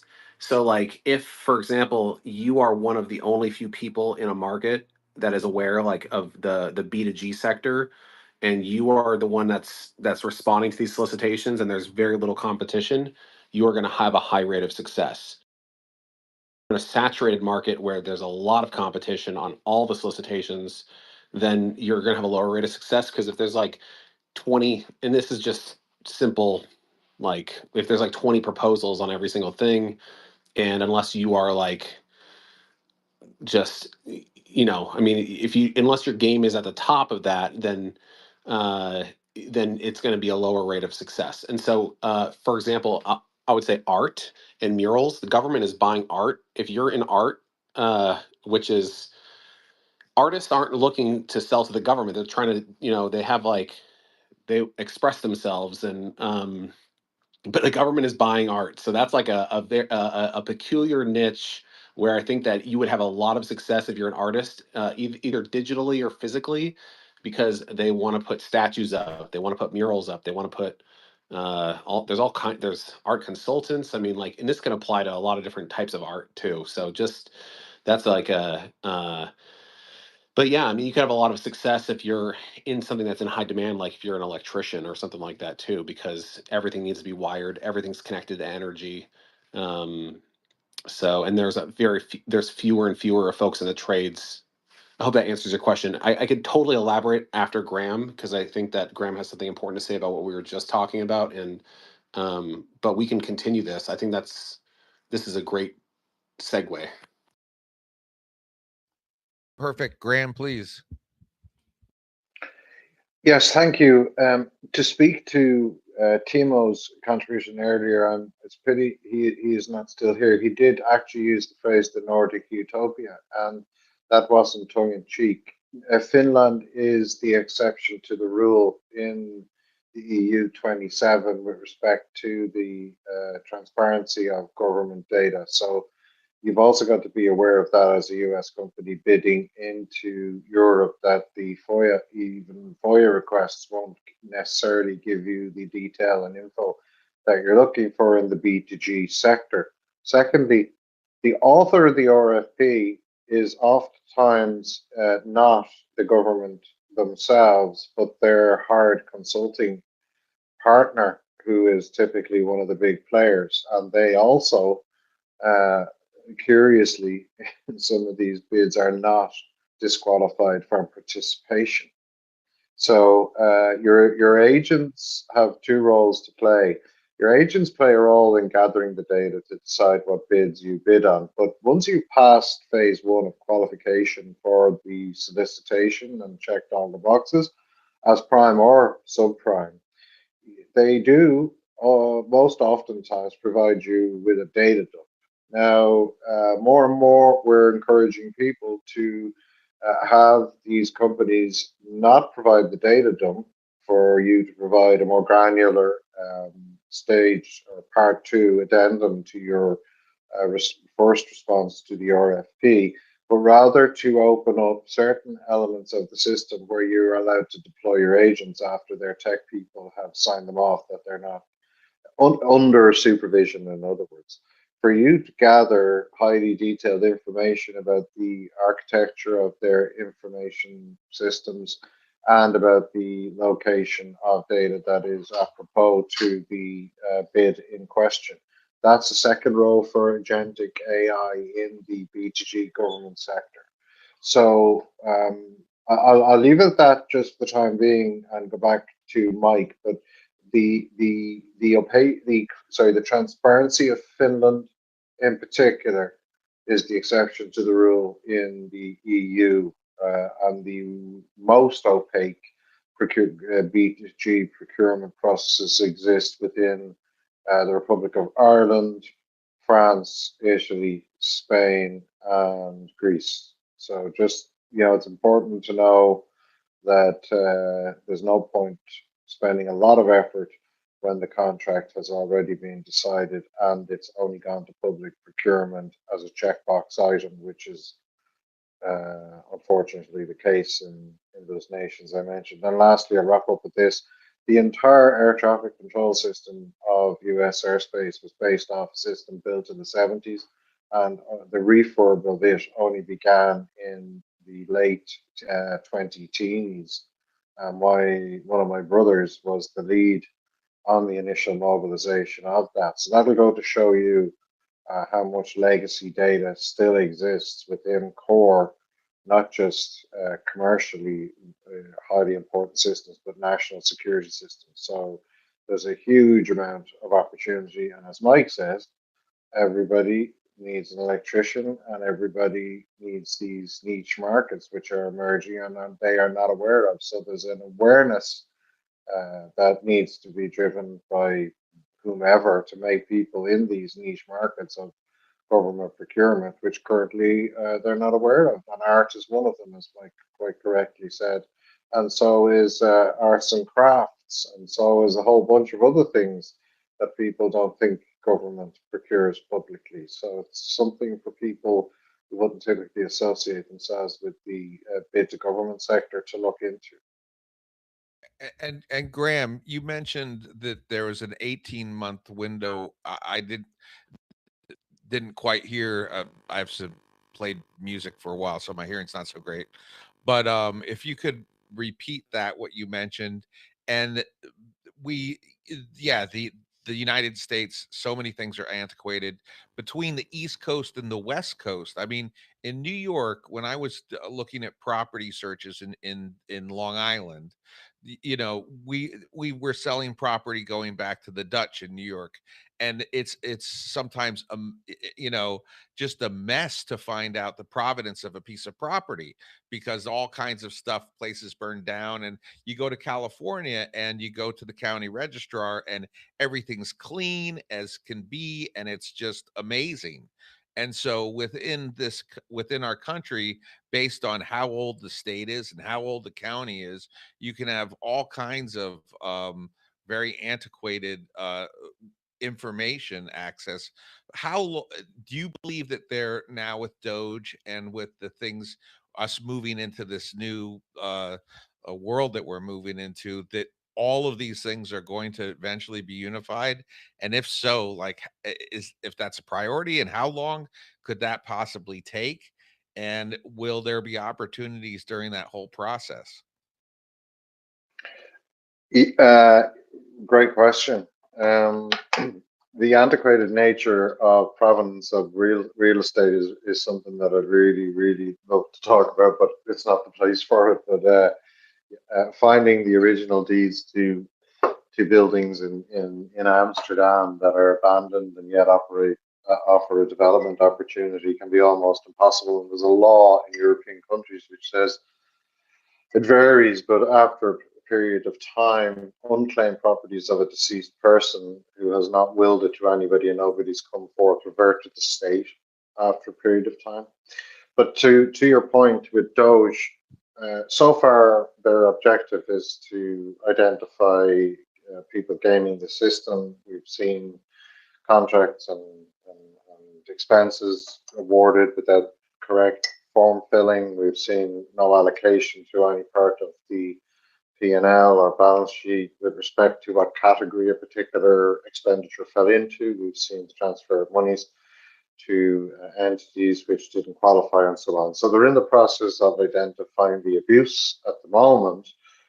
To get to a unified position, I think I couldn't possibly even begin to guess, because um, President Trump has got 4-year tenure. It all very much depends on who is 48th and 49th, and whether it's from the Dems or the Reps, as to whether that work will continue at the pace it's continuing. But I think the speed and the departments they've picked, and if there is accountability for some of these things, namely prosecutions, that you may see some straightening up of this previously slapdash type of attitude to putting things into cost centers properly and having transparency around where money is moving.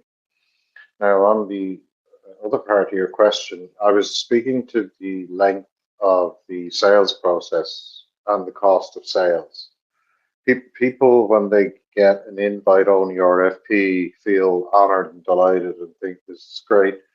But like we spoke about in the VC spaces with Tim and Mike and several others, uh, you have to have the runway to go through the costs associated with bidding for the contract. And not only that, you also, even though we now no longer are expected to jump on a plane and go to face, there's still a huge cost of sales associated with bidding into government. Um, Not only on the number and amount of resources you have to allocate, which are on the bench and not earning for you or developing software for other clients, But the complexity of an RFP can mean your bid team can be fully occupied for almost 6 months.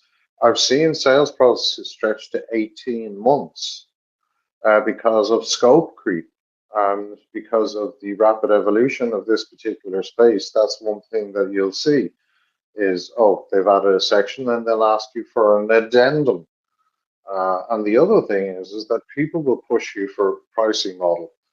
Um, the big firms are willing to go with fixed price because Mike said way earlier about credentials, freezing others out of the market so that they can continue to hold their position within it, and then we'll drop the price as a result, price that you couldn't hope to match, even though you might have a better solution. But if you do drop the price to match, then you're on a loss maker. And some people think that's worth it because of the prowess of the reference and so on, but then they don't have the runway to complete it. And Mike also mentioned prime subprime is also about post delivery contractual obligations, such as yearly maintenance contracts. So if you're putting in a strategic system which is expected to have a shelf life of 5 to 8 years, you have to satisfy the procuring party that you will be around to support that over that period of time, and that you will not overtrade or become cash poor or go out of business.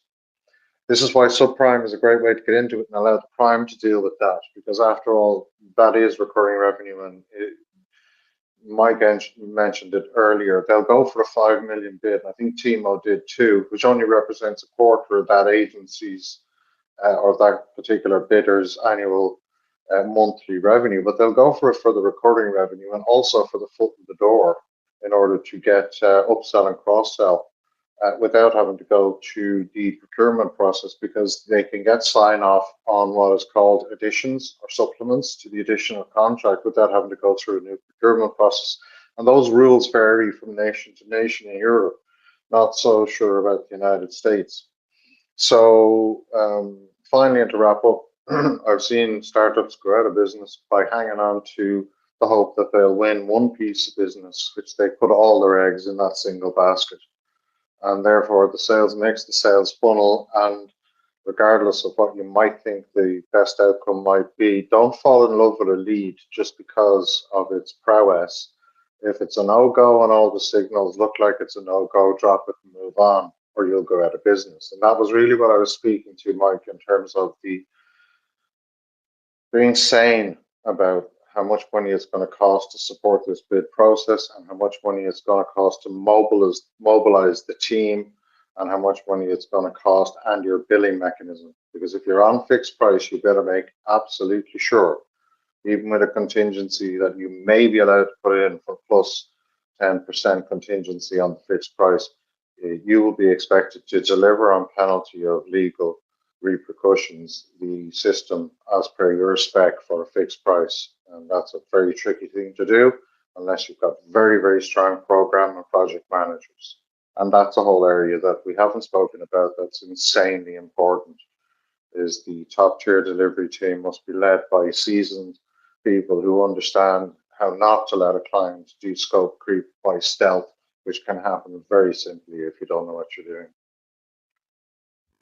Absolutely, and we're very fortunate when we put in this bid for the airport thing that Andy was with us, because he has so much experience. I mean, I couldn't have done it without his participation, and that's one of the great strengths about these spaces and the networking here on X is, over time, by speaking out loud, you can really build trust and relationships with people. And but one of the things that he said, that there was a bit of a red flag, because being local, I hear some inside baseball, and there was somebody who got that contract before but absconded with the money and didn't do anything. So this time they wanted, basically they were just going to give you a fee to do the work, and they were going to do things like buy the advertising and what have you, which seemed like hand holding. And we could have gotten into a situation that wasn't a very good situation. And so we didn't pursue it further. But yeah, I would imagine, Mike, that with your experience being on both sides of this, that you can definitely give information to somebody who's interested in a bid, to determine whether or not it looks like it's going to be advantageous to get involved, because things happen. And are you locked into the contract? Can you renegotiate the contract? Are they involved, whatever the entity, government entity is, in overseeing you to a certain degree? And then also, when are you going to get paid, and can you afford to not get paid for for series of time? And if they're going to pay for the advertising, is that money available the day it's supposed to be ready? How much work has to be done before everything's put together? And like, what are the benchmarks that things are done that are provable? I can imagine, that these are things that may or may not be all in the bidding process before you get awarded. Or can you go into that a little bit? Yeah. So real quick, I just wanted to ask you, just to maybe I can respond while keeping it grounded. What was the service? What was the RFP that you bidded on for the airport? The airport. What service did you provide? It was marketing. Marketing. They Okay. they are, Okay. yeah, yeah. Yes. Okay. Yeah. So airports, different agencies. Now there's so many different agencies. I mean, there's so many different governing bodies, and they all do their own purchasing. So, um, marketing for airport. Okay, I guess I was thinking about your question in the context of yeah. So there.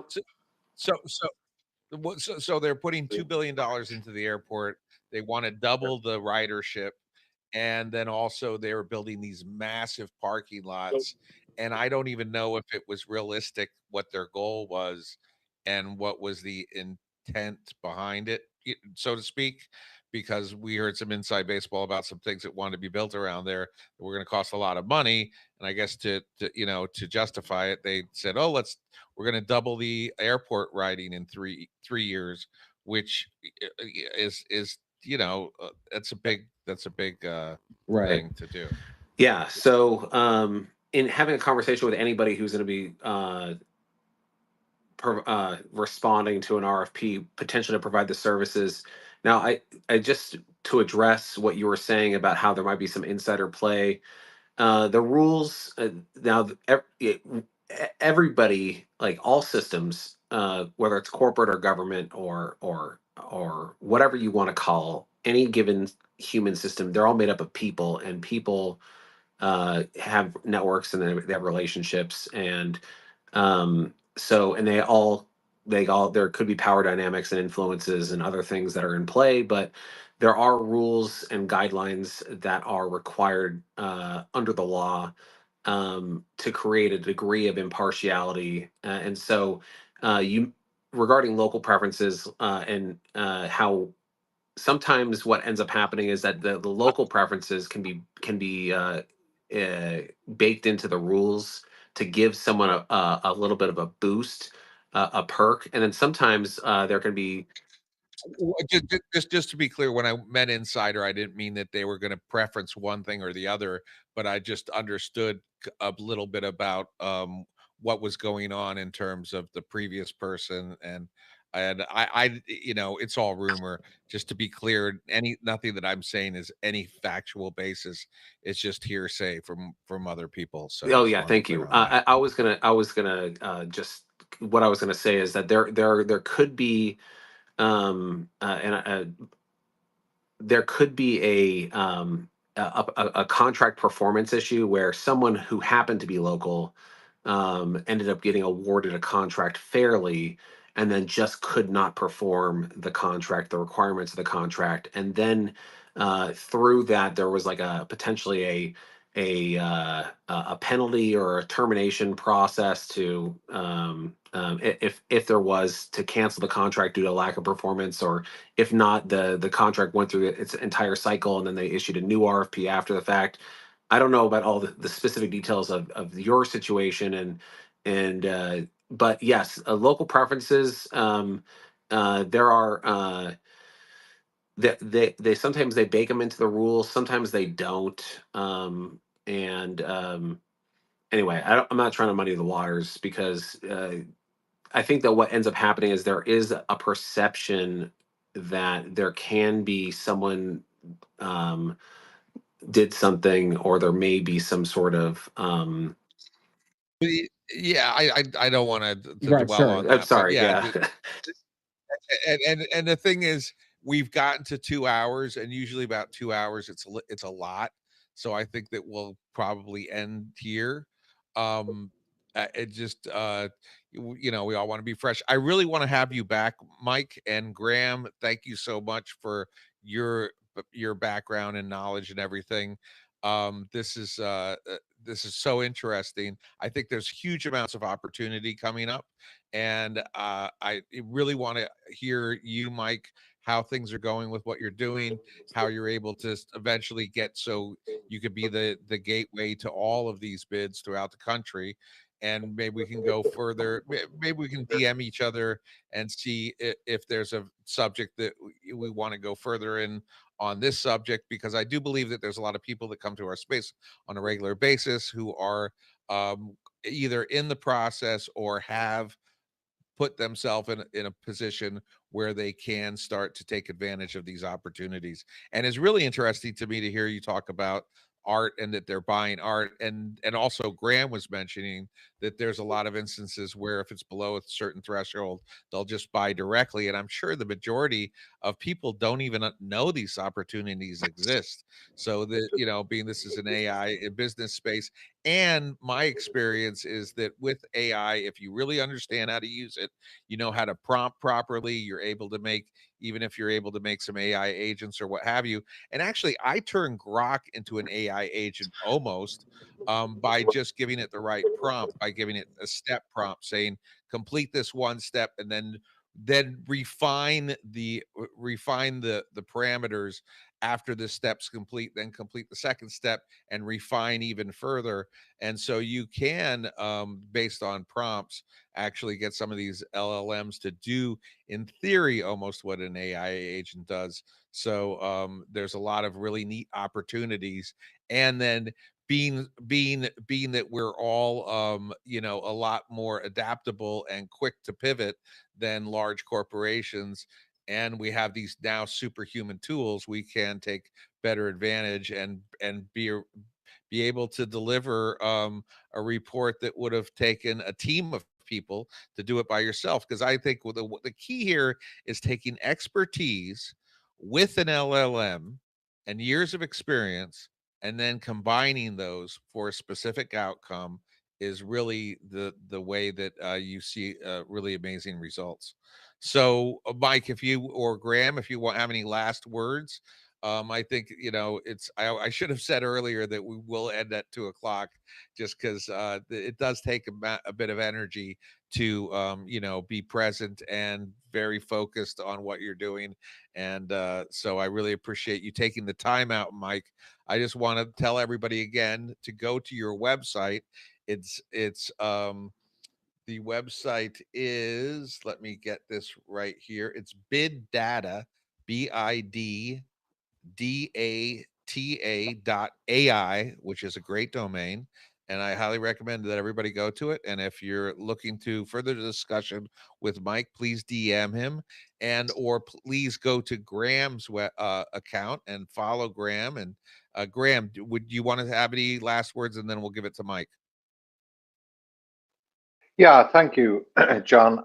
I think my final words would be that it's an evolving space, and that there are a multiplicity of communities like your own, the Startup Circle, who host people like Mike and have their own expertise in the form of yourself and Andy, and that there's a huge audience out there looking for these resources, and that we could all do well to do a bit of cross pollination and a bit of cross awareness by tying up together and making each other's communities aware of these resources, because my DMs are full of questions about these type of things, and it's only recently seen them spring up in some discerning hosts spaces such as this one.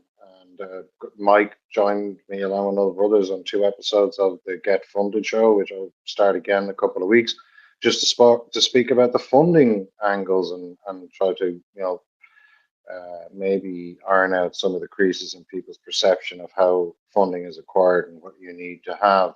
Very similar to the bid process. It's all about preparation and understanding expectation at the far end. In this case, government. In the other case, private equity and VCs and family offices. So yeah, they're my final words, John, and a big thank you for having me speak here. Thank you so much. And to Andy too in his absence, if you could pass it on. And to Mike, as always, it's been a pleasure to listen to his expertise. Excellent. And Graham, I'm going to DM you, see if maybe you might want to be a guest here at AI Biz Hour. And so, Graham, I'm sorry. So, Mike, it's it's it's the Friday after a week, and everybody's been working very hard. What would you like to leave with everybody? And would you maybe be interested in continuing this conversation at another time? And thank you for your time. And I put out a post saying that we're looking for businesses that are doing AI, and you responded quickly. Anybody else who's in the audience, if you have a business that's using AI, we'd really love to have you as a special guest so you can talk about what you're doing. You can share it with the community, and maybe you can find resources within the community that might help you achieve your goals. So, Mike, please, and thank you again. Thank you, John. Thank you, Graham. I know I wasn't able to finish answering your previous question, but I also didn't realize that we had gone over by as much time as we did. So, anyway, I really appreciate the invite. I appreciate the conversation. Um, if anybody has any interest in having a conversation or has any questions, I'm more than willing to answer them and to assist. I do consultations. Um, they're free consultations. I generally talk about active solicitations within the context of the services or goods that you offer. If you're currently B2B and want to go B2G, if you have an interest in making government your client, um, instead of shifting from maybe 1,000 customers that pay you $100 a pop to a one customer that pays you $100,000 a pop, um, there's a lot of different things that can be talked about. We didn't even get into, and John, you had asked or said that you would be willing to invite me back.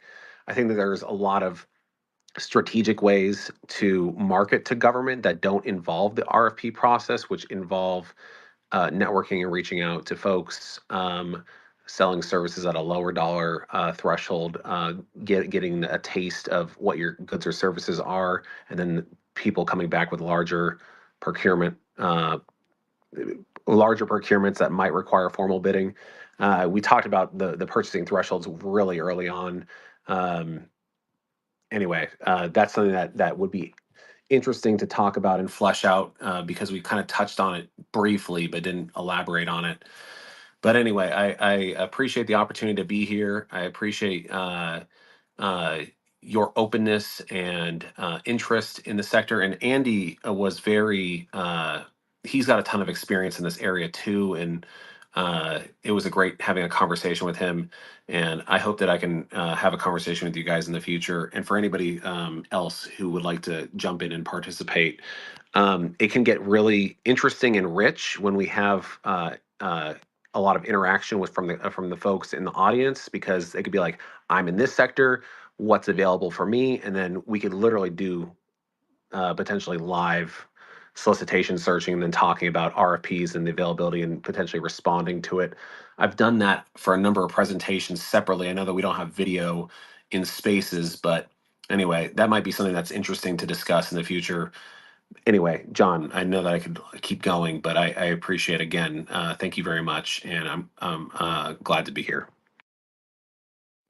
Thank you. And I know that Andy is be really interested to speak to you in depth. I really want to, pick your brain about other ways of selling to the government besides large bids, and maybe we can do it where we can get a little time to promote it. for a couple days or a week or what have you, and schedule it. We had our 100th show a week ago, and so we're, we do meet offline, and we're talking about really kind of pushing it up another level where we're having more guests, and we're going to have different themes for each day of the week, I think, which is really important.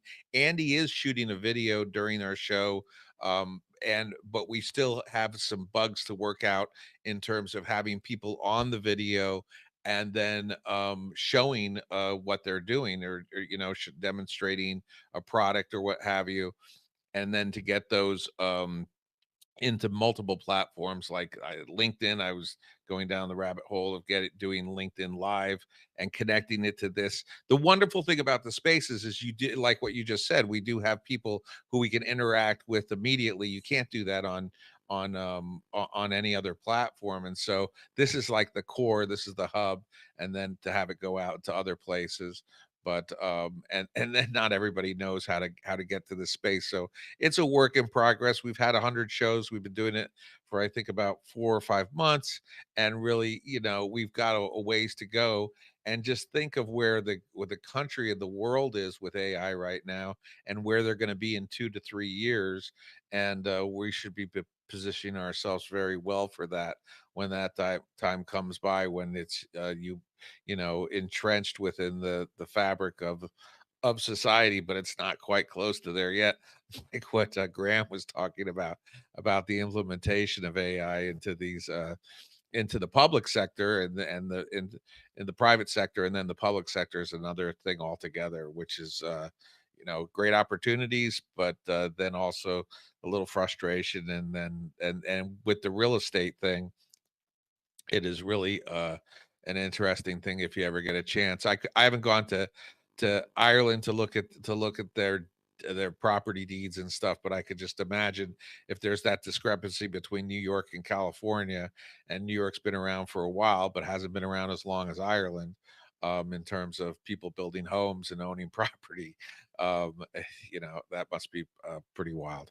All right, so thank you, everybody. It's Friday. Have an amazing weekend. Realize that this is a wonderful world. I'm optimistic every day, and I'm always looking forward to the future, and I hope everyone here is too as well. We're really living in really exceptional times. There's all kinds of things going on, but every day the sun shines, and the moon's out even when it's a new moon. So we need to appreciate what we have. So thank you again, and we will talk to you on Monday. Have a beautiful weekend, and keep on working. Thank you. Everyone have a great week.